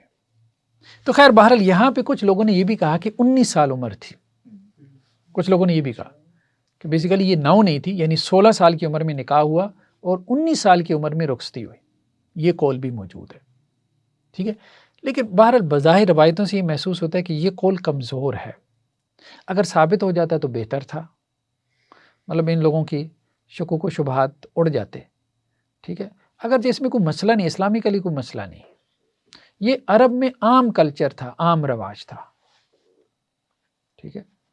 بلکہ اب آپ دیکھ لیں کہ بڑے بڑے جو ہے نا یہ ان کے جو اپنا یہ کرسچین جو یہ ایمپرر گزرے ہیں تو انہوں نے بھی اسی طرح سے شادیاں کی، عام رواج تھا۔ یعنی 1400 سال پہلے کا کلچر، اس کا کمپیریزن کرنا آج کے کلچر کے ساتھ کہ وہاں یہ کیوں تھا، یہ کوشچن جو ہے وہ مطلب وہ نہیں، عقل مندی ہوا۔ ایون کہ آج کے دور میں اب آپ کہو کہ جی KPK میں لوگ امامہ کیوں باندھتے ہیں، پگڑی کیوں پہنتے ہیں، ٹھیک ہے۔ اب ظاہری بات ہے وہاں کا ایک کلچر، ایک رواج ہے، وہاں بچیوں کی چھوٹی عمر میں شادیاں کیوں ہو جاتی ہیں، بھائی ان کا رواج ہے، کیا کرو آپ، آج بھی ہے، آج بھی ہے نا، افغانستان میں بھی ہے۔ تو وہ ہر علاقے کا ایک کلچر، ایک رواج ہے، اس کے مطابق وہاں اس چیز کی ایکسیپٹنس ہوتی ہے، آپ کے یہاں نہیں ہے، بس ٹھیک ہے چلو نہیں ہے۔ ہم کہہ رہے ہیں امریکن سٹیٹس کچھ ایسی ہیں جہاں ایکسیپٹنس ہے اور وہاں ہو رہا ہے یہ کام۔ اچھا یہ جو ہے نا اس میں یہ بات آگے آ رہی ہے کہ سیدہ عائشہ رضی اللہ عنہ کہتی ہیں کہ ہم مدینہ آئے تو میں جو ہے نا 1 مہینہ بخار میں مبتلا رہی، تو میرے بال جھڑ گئے، پھر اس کے بعد وہ دوبارہ بال آ گئے، تو رومان جو ہے وہ میرے پاس آئیں اور میں اس وقت جھولا جھول رہی تھی اور اپنی سہیلیوں کے ساتھ تھی۔ اب اس سے سید سلمان ندوی وغیرہ نے استدلال کیا کہ یہ جو جھولا جھول رہی تھی اس کا مطلب یہ ہے کہ عمر 9 سال ہی تھی، 19 سال نہیں تھی۔ لیکن دوسرے یہ جواب دیتے ہیں کہ بڑی عمر کے بھی جھولا جھول سکتی ہیں، وہ اور جواب لے جاتے ہیں۔ چلیں بہرحال فصرخت بھی فاتیتها، تو انہوں نے مجھے اونچی آواز سے جو ہے وہ پکارا، یعنی رومان نے، تو میں ان کے پاس آئی، تو مجھے نہیں پتا تھا کہ وہ کیا چاہتی تھی، تو انہوں نے میرا ہاتھ پکڑا اور مجھے جو ہے وہ دروازے پہ لا کے کھڑا کر دیا۔ اب اس کا مطلب بھی یہی ہو سکتا، بظاہر یہ میں سے کہ چھوٹی عمر ہی تھی، ہاتھ پکڑا، دروازے پہ لا کے کھڑا کر دیا، تو میں جو ہے نا اس وقت یعنی جو زور سے جو ہے میرا سانس پھول رہا تھا، یہ آوازیں نکال رہی تھی، یہاں تک کہ وہ میرا جو ہے وہ جب سانس جو ہے وہ اپنی جگہ پہ آیا تو انہوں نے مجھے گھر میں داخل کیا، تو وہاں انصار کی کچھ خواتین جو ہے وہ بیٹھی تھی، تو انہوں نے مجھے جو ہے وہ خیر اور برکت کے الفاظ کہے اور مطلب اچھے الفاظ، دعائیں وغیرہ دی۔ پھر اس کے بعد انہوں نے مجھے جو ہے وہ ان کے حوالے کر دیا، انصار کی جو ہے وہ خواتین کی، تو انہوں نے میرا سر دھویا اور مجھے بنایا سنوارا، پھر اس کے بعد مجھے اللہ کے رسول صلی اللہ علیہ وسلم کے جو ہے وہ حوالے کیا گیا۔ تو یہ اب اس سے جو ہے وہ خیر انہوں نے اس پہ یہ کیا لگایا ہے فائدہ، اگر ولی بلوغت سے پہلے لڑکی کا نکاح کر دے تو وہ جائز ہوگا، لیکن بالغ ہونے کے بعد لڑکی کو اختیار ہوگا کہ وہ چاہے اس شادی کو قبول کرے، چاہے تو مصر کرے، یہ بات ٹھیک ہے۔ چل اگر بلوغت سے پہلے نکاح ہو گیا تو بلوغت کے بعد اختیار ہوتا ہے، ٹھیک ہے، رخصتی بہرحال بلوغت کے بعد ہی ہو، بلوغت کے بعد ہی۔ تو ہمارے یہاں دین اسلام میں بلوغت معیار ہے نکاح کا، یہ بات ذہن میں رکھیں، اور بلکہ جتنے بھی آپ کے جو فرائض ہیں اس میں معیار 18 سال نہیں ہے، یہ بات ٹھیک ہے۔ وہ یہ کہتے ہیں کہ جی 18 سال کا کے لڑکے کو ہم لائسنس دیتے ہیں، تو ٹھیک ہے بھائی، آپ 18 سال ایک عمر آپ نے لائسنس کے لیے مقرر کر دیں، لیکن اگر 17 سال کر دیں گے تو کیا نقصان ہوگا، یا 17.5 سال کر دیں تو کیا نقصان ہوگا، کر تو رہے ہیں، ہاں اگر 19 سال کر دیں تو کیا ہوگا۔ تو اس کا مطلب یہ ہے کہ یہ بس ایک عمر ہے، آپ نے لگا دی ہے تو ٹھیک ہے، کوئی حرج کی بات نہیں۔ مباحات کے اندر آپ ایک ریسٹرکشن لگا سکتے ہو کہ 18 سال سے کم عمر کا لڑکا میچور نہیں ہوتا، ڈرائیونگ کرتے ہوئے غلطیاں کرے گا تو ٹھیک ہے، وہ تو 18 سال کے بعد والا بھی غلطیاں کرتا ہے، ٹھیک ہے۔ اور بعض اوقات ایک لڑکا جو ہے وہ 15-16 سال کی عمر میں بہت اچھی ڈرائیونگ کر سکتا ہے۔ اصل چیز یہی ہے کہ ڈرائیونگ اس کو آنی چاہیے، ایج کا اس سے کوئی تعلق نہیں ہے، لیکن اس کے باوجود چلو آپ نے مقرر کر دیے تو وہاں مقرر کر دو 18 سال کی عمر میں. لیکن نکاح وغیرہ تو ضروریات زندگی میں سے ہے نا. تو جو چیزیں ضروریات زندگی میں سے ہوں تو اس میں ایسی پابندی لگانا، یعنی ڈرائیور بننا ہر بندی کی ضرورت نہیں ہے، نکاح ہر بندی کی ضرورت ہے، اس میں ایسی پابندیاں لگانا جائز نہیں ہے. یہ بات ہم کر رہے ہیں. چلیں جی، اور کوئی سوال ہو تو یہ ابھی میرے خیال میں چلے گا. یہ کتنے چلیں، یہ 2 روایتیں اور بھی ہیں اسی معنی کی ہیں.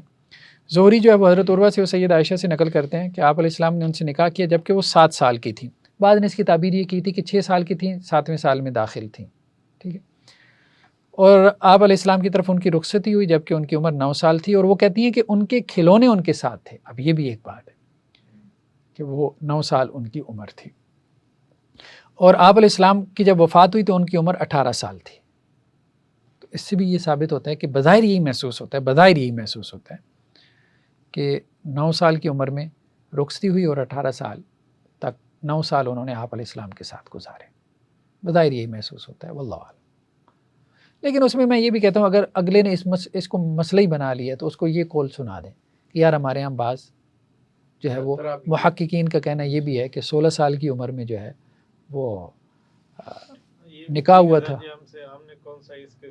ہاں نہیں، اس میں کوئی شرعی حکم نہیں نکلتا، سیدھی سی بات ہے، کوئی شرعی حکم نہیں نکلتا.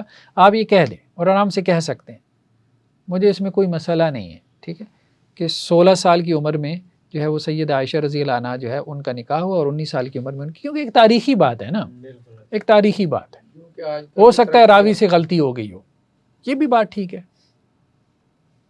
آپ کہہ دیں، کوئی حرج کی بات نہیں. بعض محققین اس طرف گئے ہیں، چلیں اس کو کوئی اسٹرکٹ مسئلہ نہیں بنانا چاہیے.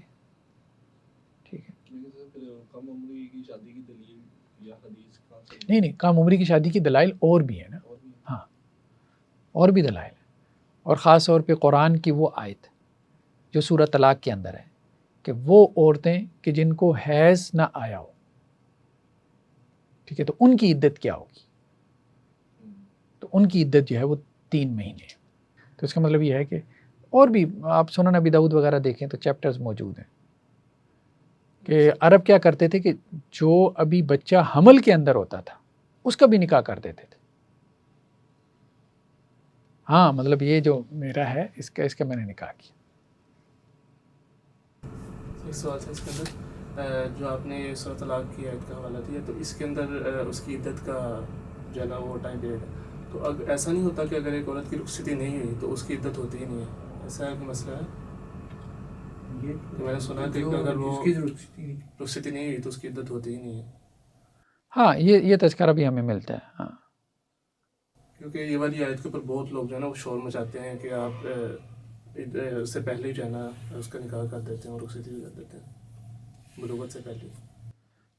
نکاح ہو سکتا ہے، نکاح بہت روایتیں موجود ہیں. یہ عام تھا، میں نے کہا یہ تو کوئی ایسی چیز تھی نہیں نا، یہ کلچر میں عام تھا، اس کا آپ انکار ہی نہیں کر سکتے. جیسے ہم نے کہا تھا نا کہ ایک آدھ روایت دیکھیں، بات یہ کہ معنی ثابت ہو جاتا ہے، یہی بات ہم پڑھیں نا، معنی ثابت ہو جاتا ہے بھائی روایتیں زیادہ ہوں. ہاں بعض اوقات آپ یہ کہہ سکتے ہو کہ اس ایک روایت میں راوی کو غلطی لگ گئی اس بیان میں، یعنی لفظ ثابت نہیں ہو رہا. یہ کوئی کہتا ہے کہ جی 9 کا لفظ ثابت نہیں ہو رہا، 19 ٹھیک ہے، لیکن یہ ہے کہ روایت ایک نہیں ہے نا. ہم یہ بات کر رہے ہیں، وہ تو جب آپ سنن کی کتابیں نکالیں گے وہاں پہ تو وہاں آپ کو بہت ساری روایتیں ملیں گی.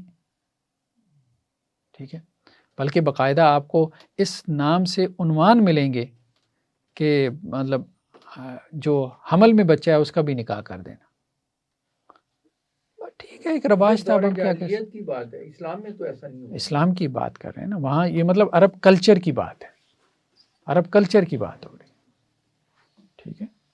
ابراہیم و اسود سے، اب یہ بھی کہا جاتا ہے کہ ہشام بن عروہ سے ہے، لیکن ہشام بن عروہ یعنی عروہ بن زبیر کے علاوہ بھی لوگوں نے اس کو نقل کیا نا. یہ میرے خیال میں زہری نے بھی عروہ سے نقل کیا تھا، لیکن ابراہیم نے اسود سے، وہ سیدہ عائشہ سے نقل کرتے ہیں کہ اللہ کے رسول صلی اللہ علیہ وسلم نے جو ہے وہ ان سے نکاح کیا جبکہ وہ 6 سال کی تھیں اور ان کی رخصتی ہوئی 9 سال کی عمر میں، اور آپ علیہ السلام کی وفات ہوئی تو ان کی عمر 18 سال تھی. تو خیر بہرحال کہنے کا مقصد یہ ہے کہ دوسری رائے اگر کوئی اس میں کٹ حجتی پہ آتا ہے تو اس کو دوسری رائے بیان کرنے میں کوئی حرج نہیں. ہاں کوئی حرج نہیں، آپ اس کو بیان کر سکتے ہیں، وہ بھی ایک رائے. ٹھیک ہے، چلیں جی، سبحانک اللہم و بحمدک نشہد